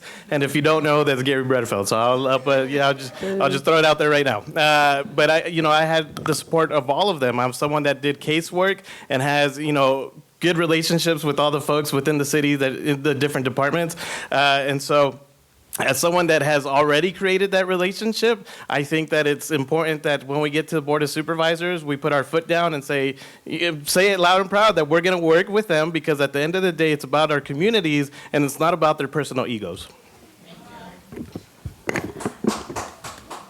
For me, as a bridge, build the bridge again. And work together is not easy. We always, in the city, we are 5, and we never think the same way. But we work for the best of the community, not for the best of us, for the best of the community. We need to make this bridge and try to gather together and bring some people, some CBAs, that tell us what is happening. You know who is the people that know everything about it, what is happening? You guys, the CBAs. Some of these, Fresno County supervisors, they're very disconnected. And it's the same with some council members. It's the same thing, but we need to stick that bridge. You guys need to be in this conversation, because we need to hear from you guys, because you are the experts on all these kind of things. In Mendota, the school. Can we let them finish so they can just get their ideas off? Thank you. In Mendota, the school district and the city of Mendota work together very well. We have a good working relationship. When they do their general plan, how they're going to expand, the school's invited so that we can make accommodations to have more schools, to know how much we'll have to employ with our teachers. Now, I'm not against working with the city of Fresno and trying to get District 1 ready to go with what your needs are. That's why when I'm elected, I'm going to get the job done. Why wait for someone that doesn't want to work? We have to make it work for our district. We have to put it into practice. We have to meet your needs. That's why you're electing a supervisor that's going to champion for you, fight for you, and get the job done. They can come along when they see the perfection and the prospering. But at the moment, we got to lead. Thank you. You give an answer or no? Ready? Yeah. All right. Can you repeat the? No, I'm just kidding.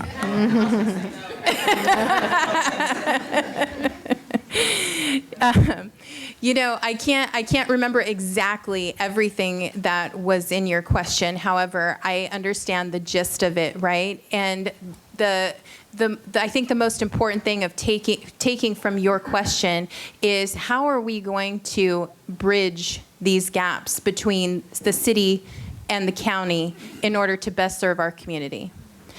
And I think that one of the points that we need to talk about is we need to talk about your power. We need to talk about, thank you, we need to talk about community organization. We need to talk about empowering our community and making sure that our community understands how important our votes are, right? Because you have the power of putting all of these people in place.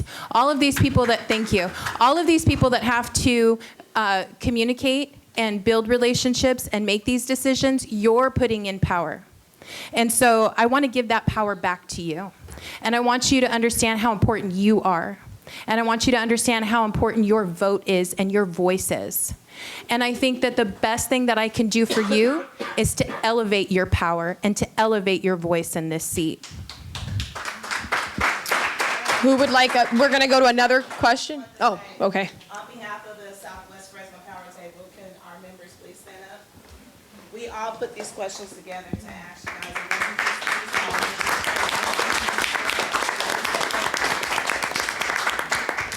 All righty, good evening, everyone. I'm Dr. Ricks. I am a candidate for Fresno Unified School Board Area 1, this area. I'm also the CEO of the program I Am Valuable that Mayor Pacheco shot out. It serves children in Edison, Gaston, and Kirk, so it is in this community. So this question is for Mayor Pacheco, Omar, and Eric. How will you ensure that the $5.2 billion annual budget gets attention to the children and the youth in this district? Elect me. Number one, right?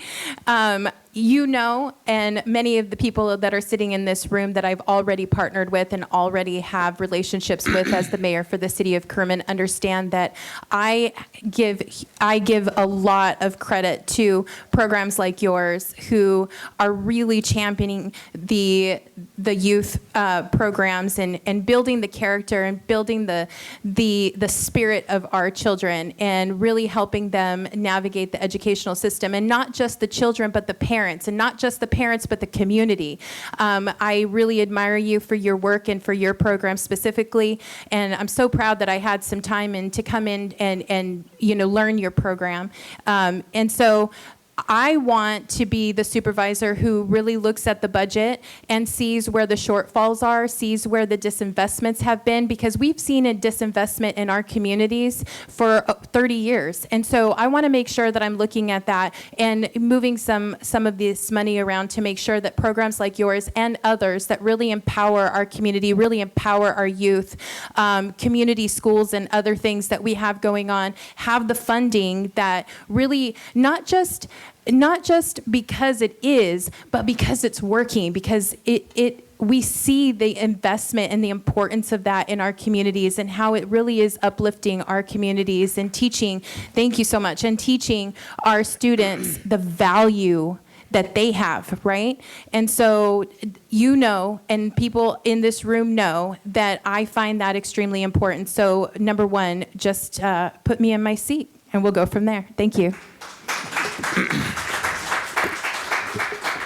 Yeah, I think for me, it's this facility is a reflection of a community that is deserving, and that is going to be transformational, and it is going to live far beyond myself, right? And this is a community that fought for this facility, these programs, and that's essential to the well-being and livelihood of a neighborhood. When you have community assets like this that you can go to, but also.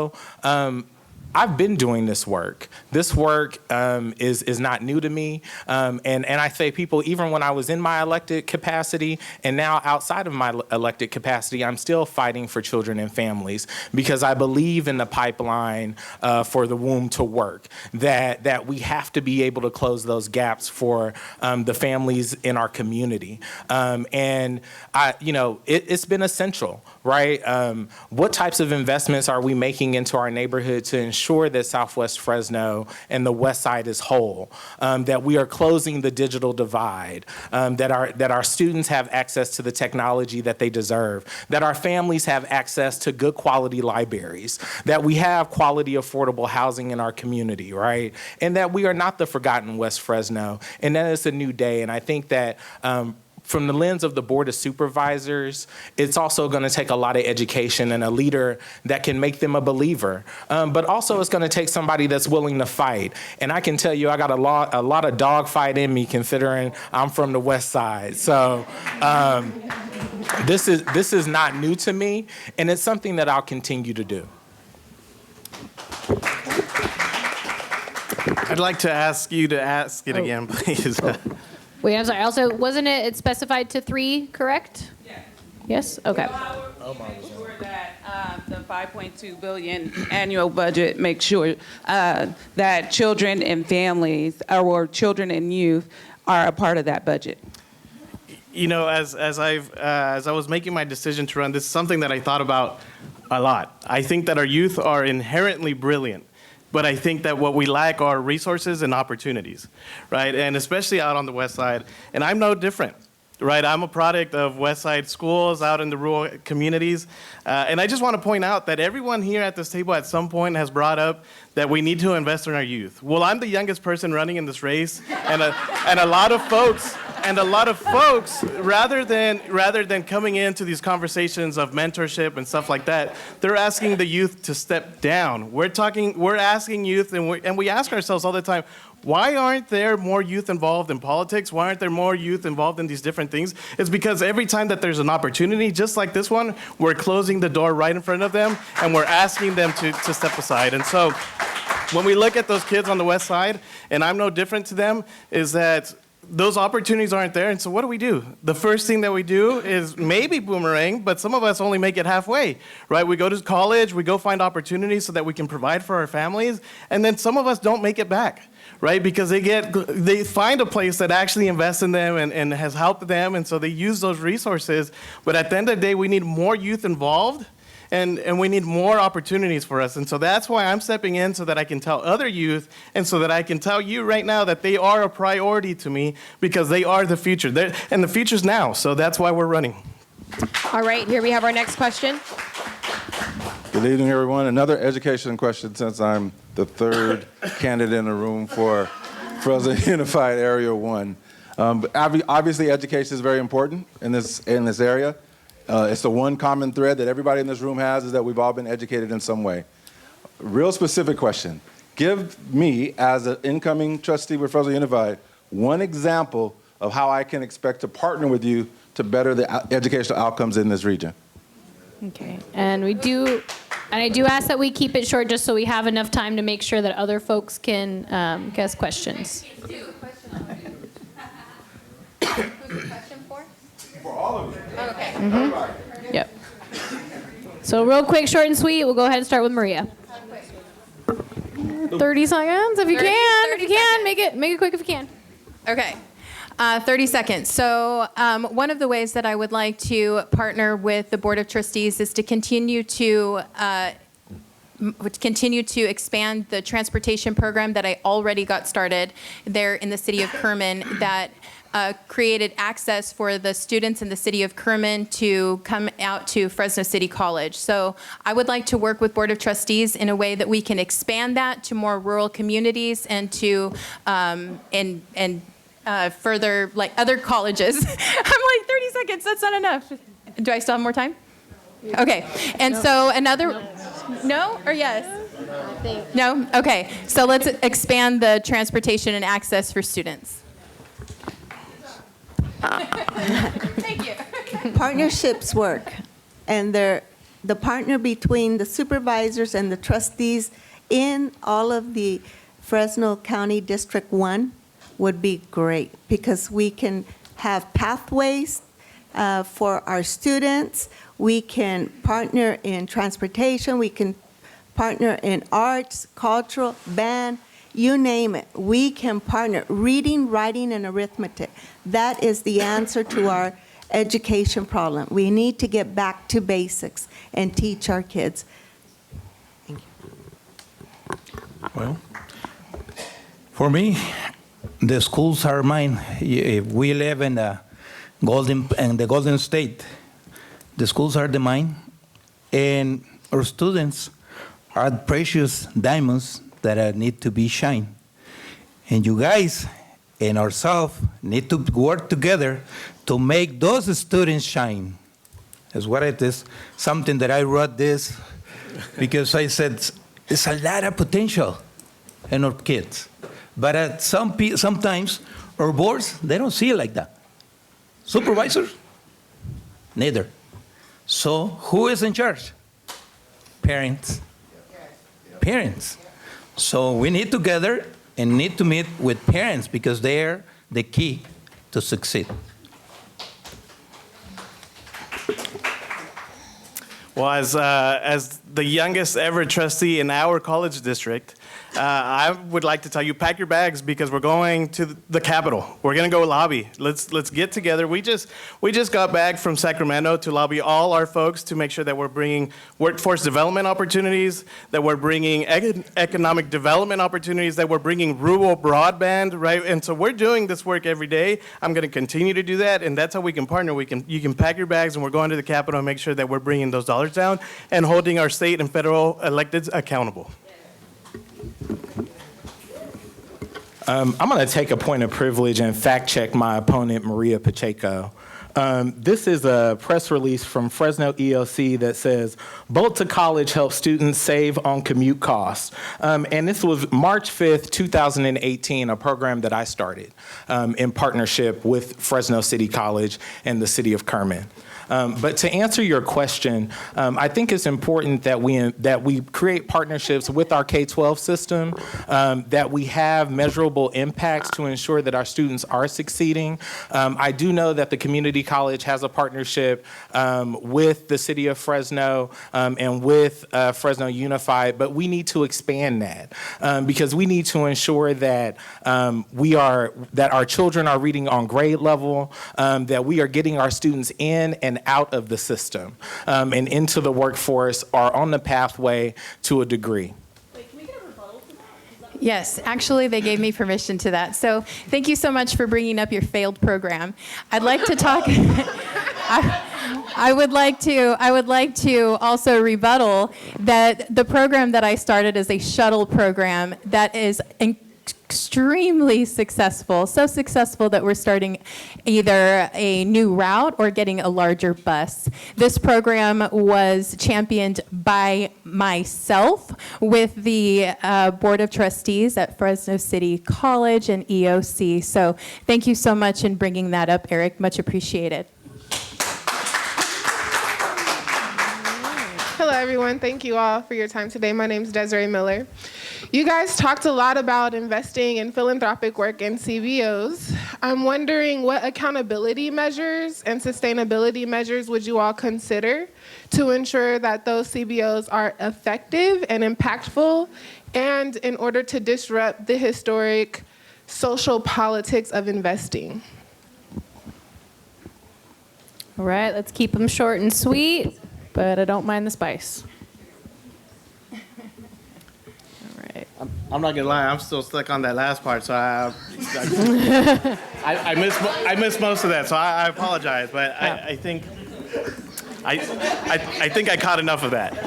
Yep. I think that we need to make sure that we're auditing these folks so that we know where this money is going, right? We need to make sure that we have yearly reports with measurable outcomes so that we know where things are going. And so, again, I think that's what you were talking about, but I'm still a little thrown off, to be completely honest with you.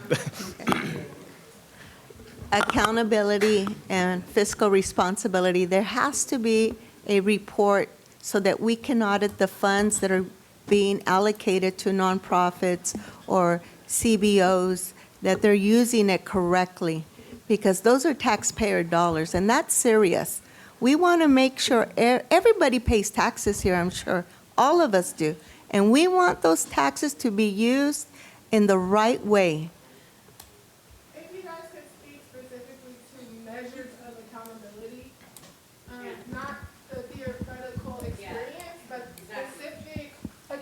accountability measures that you would implement? Yeah. I said I would do an auditing program, and reporting requirements would be required from whoever receives taxpayer dollars. Yeah, and so now to touch on that, we definitely need to have multiple times where they have to report what they're doing with these dollars, right? We can't just keep giving money to folks and expecting that it's being handled properly, right? We're seeing a lot of stuff right now in the city where, folks we've trusted are mishandling our funds, right? And that's because we didn't have those conversations of accountability. So anyone that's getting money from the county for what they're doing as nonprofits, they should also have to come to the county to present on all of the things that they're doing, and so that they can show us where their dollars are. The county needs to be paying attention to where that money goes and not just say, hey, look, we gave you the money, this was on you, because then as we've seen in the city, it's backfired on us, right? And so we need to make sure that anybody that gets funding from the county in regards to CBOs, that we're getting constant reports, whether it be quarterly or whatever, but we got to make sure that those folks are coming back to us and showing us what they did with that money, right? So those audits are important, but we need the community to understand what happened. And so they need to come and report back to the Board of Supervisors that gave them that money, because the community needs to hear what is being done with their money. I think there's a lot of power in the, oh, were you going to shut us off? No. I think there's a lot of power in the community. I think that we need to give that power back to the community. I think we need to really rely and respond on, rely on the community oversight. And I think that that's one of the things that is lacking in our administration and our leadership right now, is the inclusivity of the community to really overlook and oversee. Okay, next question. You might need your yes and no for this first question. It should be Yeah. very simple. Should someone be cited or arrested for sleeping outside if there's no available shelter bed for them? Thank you. Fresno County passed an ordinance that allows unhoused individuals to be cited for sitting, lying, and sleeping on public. Given that the county still lacks enough shelter and affordable housing, do you believe that it's fair and effective to enforce these laws? And if elected, would you support changing them? Well, you gave us two. Okay. Yeah, it's a two-part question. No, I see no So on the the first part is no, the second part is yes. Okay, and then this is it. This is it for me. Several shelters in Fresno County have recently closed, and federal funding changes might make the situation worse. If you're elected, how soon would you work to reopen and replace those shelters beds that have closed and reduce street homelessness? And within what time frame should the community hold you accountable for that progress? Immediately. I think that this is a situation that we have been dealing with far too long. And I know that you know that I'm telling you this from the heart, because you and I have spoken many times on the phone, and we've talked about this exact situation. And so I just want to say thank you so much for taking your time to make sure that you are educating me and others in this. And your work is extremely important. And I want you to know that you are seen, you are heard, and you are respected. And so I would definitely, thank you so much. Yeah, give it up for Des, because Des is the one out doing the work. And when you have leadership that cares, you have leaders like me who are sitting in these seats, this is what we go to. This is who we go to. We go to the experts out in the community doing the work. And so, and Des could witness to this particular situation and my responsiveness and my passion for this specific thing. And so you know, Des, that that's a priority of mine. It's been a priority of mine and something that I would want to work on immediately. Thank you. I would work on it as soon as possible, and I don't think anybody in this United States should be sleeping on a street. I think it goes far deeper. There's wounds in people's lives. There's been areas that they have been hurt, traumatized, that causes a person to live on the street. And not only that, there's drugs, there's mental illness. They need help. They need help, and we need to provide that help through counselors, through rehabs. There's so many services, faith-based services that provide housing for individuals. There's the Salvation Army, the Rescue Mission. There's churches as well that will provide housing. And Teen Challenge, another one, who would take people in, help them recuperate, whether it's a anger issue, a drug problem, or just that they run out of luck and they have to live in their homes. We've heard of many people finishing high school, finishing college, and they live out of their car. This is really unreal, but it's an accomplishment. And for you, all of you who serve in that capacity to help the individuals who are sleeping on the street or are homeless, I take my hat off to you. Yeah, because yeah. So it's important that we invest in our people. We invest in them. I would just like to say that, and I'm going to keep it short and simple, being in house isn't a crime. All right, and so we need to stop treating people like they're criminals just because they're in house.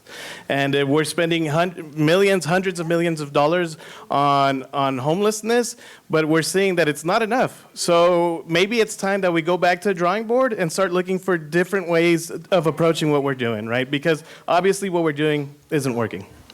First time I was in house, when I came from Mexico, I used to live in a car or close from the field because I went directly to work in the fields.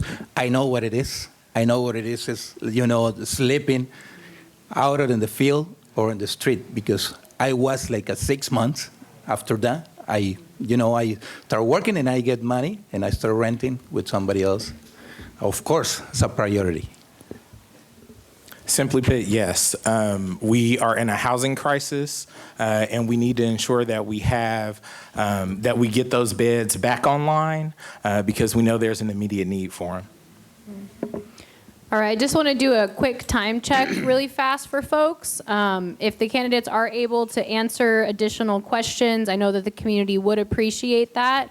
Right now, we have 1, 2. We just have. I think the man over there left. Right. Okay, so we have about 5 Three more questions. questions, and if you have 1, 6.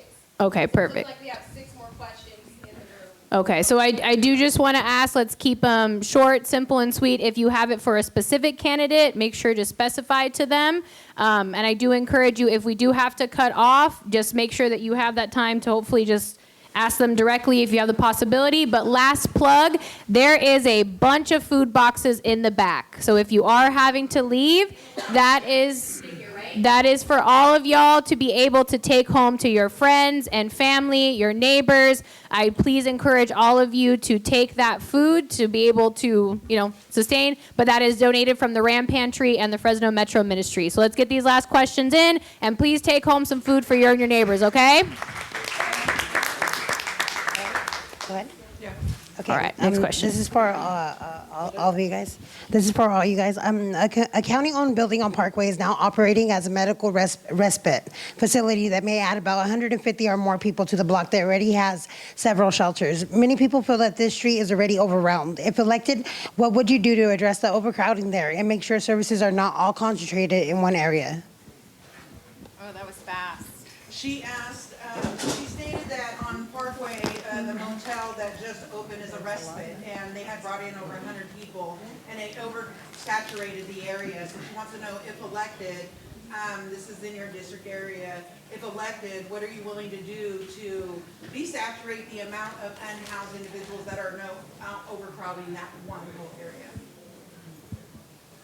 Okay. What would you do if you're elected to fix the issue of the overcrowding of homelessness in the area? Because we are transporting everybody to one area right now.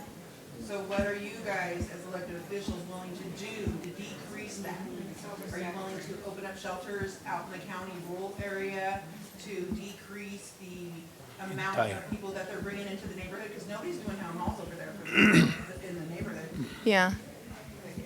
Okay. Right. Again, this is another one of those areas that I've been working with Des on, and she actually took me on a tour and showed me all of the different places in Fresno that where there are different situations happening, and she really stressed the importance of opening or bringing down funding to open up new shelters and making sure that, well, not just shelters, but housing, right? For the emergency housing vouchers and also the permanent housing vouchers and how we can get people into permanent housing, right?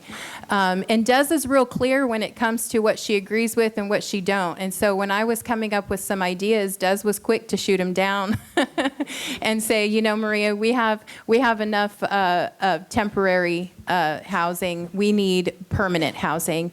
And so I think that I'm gonna stick to that. I'm gonna hear what the expert has to say, and I'm gonna say that we need to focus on more permanent housing. Well, I think the question was, should it be centralized in one neighborhood, and how do you decentralize that housing? I think the ultimate responsibility is, as a community, we all need to be shouldering affordable housing across the district. We cannot, we need to be able to provide access points for residents that need access to services, but it's important that we do our due diligence and create communities of opportunity across the county. All right, please keep your answers short. Sure. Thank you, thank you. I would take a general plan, and I believe that it should be distributed equally in all the communities and not concentrated in one location. Yeah. All right. Police brutality was mentioned earlier. What will you do to stop rogue police officers who are fired in Kerman from being hired in Parlier? Who were fired in Parlier from being hired in Mendota? And bouncing Mendota to Sanger and continue to terrorize our communities? How will you stop police brutality in that manner?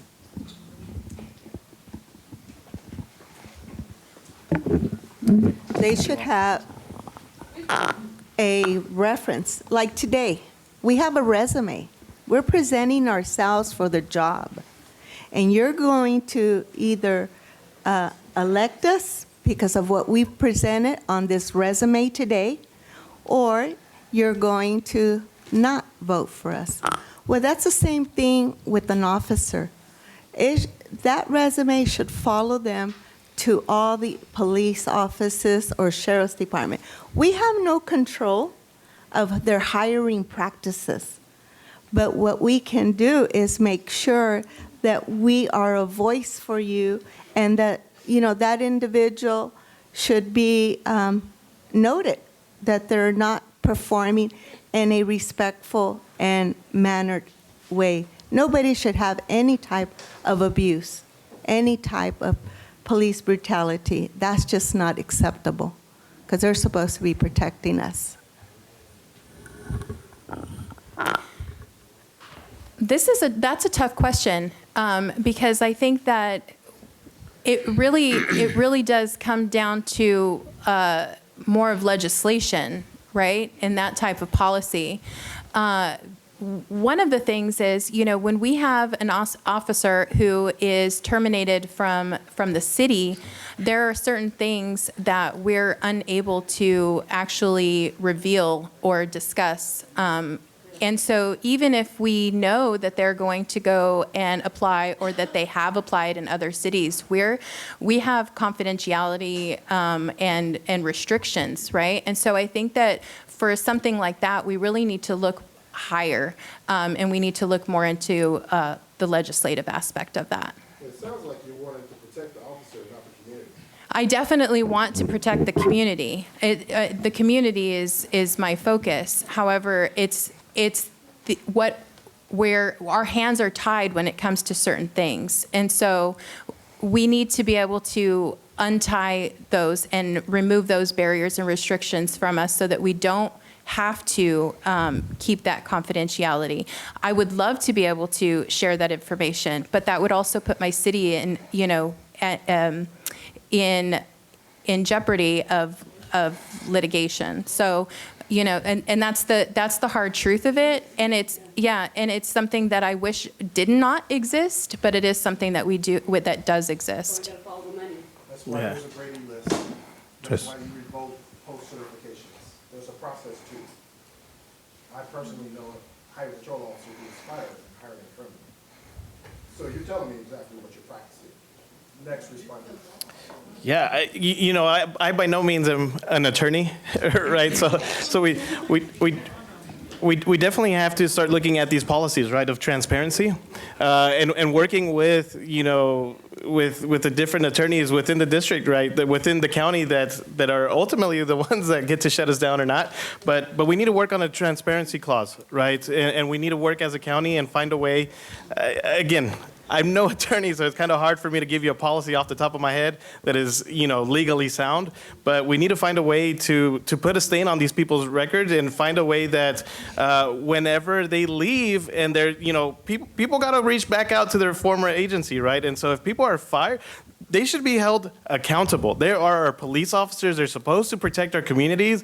And so if it means sometimes maybe litigation, maybe it needs to be done, right? Because some of those offenses are just horrible, right, at the city. And I know I've seen Des go out there for police officers that have ran over unhoused folks and killed them and stuff like that. What happened to those police officers? We don't know. Right, and so exactly. And so if we know these things as a community, we gotta speak out, right? And so the community definitely has the power. Yeah. Exactly. So the community needs to be able to speak up, and we need to work with them so that we're making sure that there's a public stain on these people's record, because we don't need police officers like that. Yeah, definitely help us out.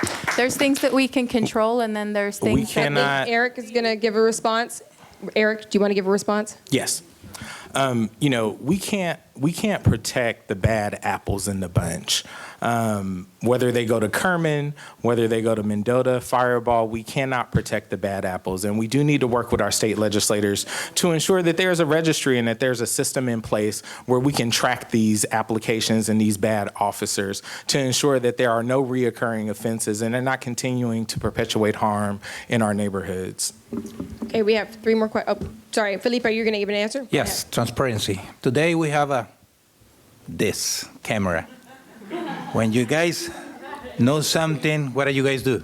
Share it with everybody. Yeah. When something came to us, if we don't know, you guys show us. Now we already know. It's when we can move forward. And you know what? Yeah. Okay, I think we have 3 more questions. So here, and then I think in the front. So mine's going to be real short. I heard everyone talk about resources. I think you really need to make sure those resources are available, because I've done research where I'll go and see what service they're offering. They have moved, they're just connected. And so you go to a place, contact this number, go here and do this. So don't give out these resources if you haven't actually went down that list, because there are people who really rely on that. And everyone doesn't have a car. There's some people don't have transportation. And so I'm just saying that's something that you need to do. I know there's resources, but I've actually went to just see if they were available and how did they treat you, and it's not good. Right. I could get a whole list and go down and let you know these are not people that are representing people in our community. The other issue, we have a lot of teenagers. I have a grandson. What jobs do you have? When I was coming up, they had jobs, because you have to prepare these teenagers for 18. I go in classroom myself, and I'm telling them, you need to learn how to do cursive. Go on YouTube, ask for a cursive packet, because everything you sign is going to need your signature. So, I'm hearing all this. I graduated, had 3 daughters. One passed about 4 years. She was a respiratory therapist. I have my 2 grandchildren. So I'm on this journey again. Then I have my My middle one graduated USC with honors. And then I have my last one at San Francisco, microbiology. They didn't get any scholarship. We volunteered. I mean, when I say we did everything they said do, I'm sending rent to my daughter, and I'll continue to do that. And so what I'm saying is they didn't have bad behaviors. And so when I go in here and sub and kids can't read and kids are behind in behavior issues, recently, 3-4 days, the little girl told me, I'm 6 years old, you can't tell me what to do. Disrupted that class the entire time. So I'm just saying, parents have to be accountable for their children, and we need to stop making excuses. They need to show up. I go to these meetings, and I'm the only African American sitting in there, 15, 30 Hispanics, and I'm just saying, they need to be accountable. It doesn't make sense that we keep coming to these meetings and having these conversations, because I grew up here, my grandma lived to be 98, and we fought so hard trying to get this shopping center. Food Max, I think it's 2 people, 2 clerks. You know, it's ridiculous. And I'm constantly getting on the freeway, driving somewhere else. So we're not keeping the money in our area. We have these conversations. They're simple. Spend the money correctly and be accountable. And like he did say, you got to go to the legislator. We got to call our assemblyman and let him know our concern. He should be here. We keep going in circles. Thank you.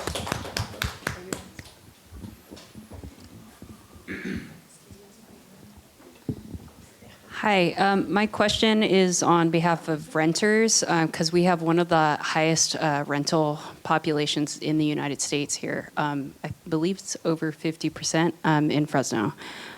So AB 838 requires local city or county officials to inspect and document rental properties for substandard conditions and have the landlord correct any violations. What will you do to make sure the code enforcement process is followed with fidelity to support local renters who still face uninhabitable living situations?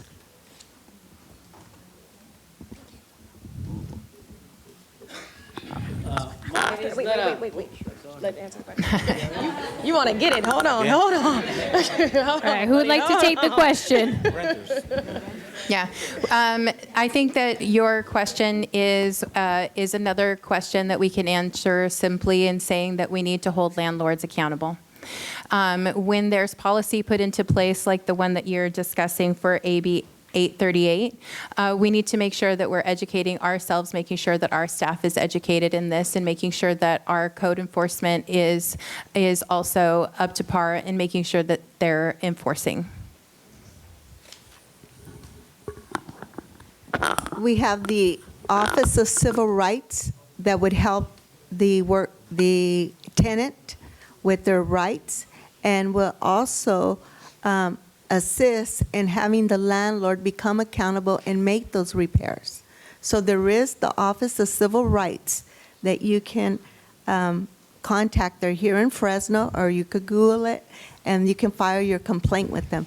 But there is tenant rights. And so if you follow your tenant rights, you can get what you need done. And resources are there for you. For me, to end this, we need affordable housing.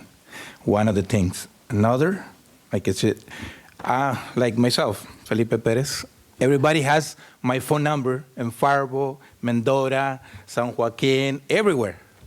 I'm a resource for them. When they are looking for something happened, they call me. I don't know everything, but I connect directly with them. Today was one of the case where the person came to me and said, Felipe, I need to do this. The city treats me like a second citizen from this country. I say, who? This person? Okay, let me talk with them, and I'm going to send you back and tell me what they did with you. They did the job because they came to me because, like I said, I'm a resource. Every time when it's something in Faribault, Mendota, when they need something, they already have Felipe for numbers. Yeah, I'm gonna try to keep this one pretty simple. So we want to talk about holding landlords accountable. We also got to hold our staff accountable, right? As someone that took casework at the city of Fresno, right, I would get phone calls from folks that would tell me, hey, you know what? This person treated me like trash during my thing. They were rude. I haven't heard back, right? We got to hold our staff accountable too, right? Because I would tell them, I said, look, this is the way I see it. When you call any department within the city, and it'll be probably the same at the county, anytime you call a department directly, those folks are not accountable to the residents because they're not the elected, right? So what I would tell folks is, look, when you make a case, these folks, they just grab it and just find the stack of paper and just shove it down there somewhere. And, this is a job for me at 9 to 5, right? And so, but as electeds, it was our responsibility to get back to those constituents. So I would tell them, I said, look, next time you have an issue, call our office directly. As a caseworker for a representative here, it is my job to go light a fire under someone's behind to make sure that our constituents are being taken care of. Because when we took, also as someone that had interns and was overseeing some of our interns for a good amount of time, I would tell them, when you get a case, treat it like it's your mother and your father who need to get something resolved that day. Not tomorrow, not next week, and if it's stuff that takes work, communicate that with the constituents. You have to let them know, hey, give me a week's time to look into this, and I will call you back on Friday, and then we can discuss where we're at. So I think that not only do we have to keep those other folks externally accountable, we need to hold our staff accountable too. I think it's a combination of a couple different things. I think that there are some really great landlords, and I think there are some really problematic slumlords in our community. But I think we need to give our residents access to legal aid and to legal services when those things are needed, and when you do have severe cases of neglect from your landlord. And sometimes people just don't know what to do, and they don't know how to do it because our systems are so bureaucratic, they're so difficult, there's so much red tape. And so sometimes they need some help navigating these systems. And so that's why we have to make sure that our legal aid organizations have the capacity to do so. Okay, last two questions. Oh, did you give an answer already? There is one person. Okay, yeah, this is gonna give a question, and then you have a comment, and that's it. Keep answers short, please. Mine's a yes or no. So, don't get ready. Okay, so yeah. But what I was gonna say is that you brought up something like they're talking about what I think you were saying when people come back out in society, like from jail, that they to like uplift them and whatever, that they have rights. And it just like kind of triggered something in my head is that all of us are talking and we're talking about we have grievances but what I'm hearing is that you guys are in a position, you guys may not be lawyers like I always say, is that, and that's the thing too, that's why sometimes you won't maybe speak or maybe you're in a funny position for whatever reason, but is that you guys are able to give money out. Huge amounts, you know what I'm saying? Stuff that you wouldn't come out of your own bank, like just huge amounts. And so a few of you have been on boards, I'm sure, and have done this. So I was thinking about that too. So in the past, you may have done this, like giving out money without even reading the full contract. And so what's going on right now is that you guys are not lawyers, but you guys are allowed to spend money. And what needs to be done is basically what businesses do to each other. I think until you guys get sued or in court, or like, what is it? There's a lot of fraud going on, and I just like to know if you guys would be willing to, people who are in the community or have information, would you take the time or have some type of once every other week meeting with community members and hear what they got to say? Of course. Yes. Easy. Okay. Absolutely. Okay. Get it to the back, my man. I know you ready. I know. He gonna wrap us up. Okay. I noticed that we have six individuals. Well, my name is Juan Rubio. I'm an educator. I work for West Hills for more than 30 years. And I noticed that there are 6 individuals running for District 1, but only 5 are present. Please remember them on June 3rd. Second. Yes, thank you so much. You should have went first, y'all. And my bad. really quickly, before we close out, just to speak to the comment there, Carbasi did send a short statement. We don't have time to read it, but what he did finish with What he did finish with is he left his phone number in case anybody wants it. So 559-601-0564 if you would like to have any calls or complaints.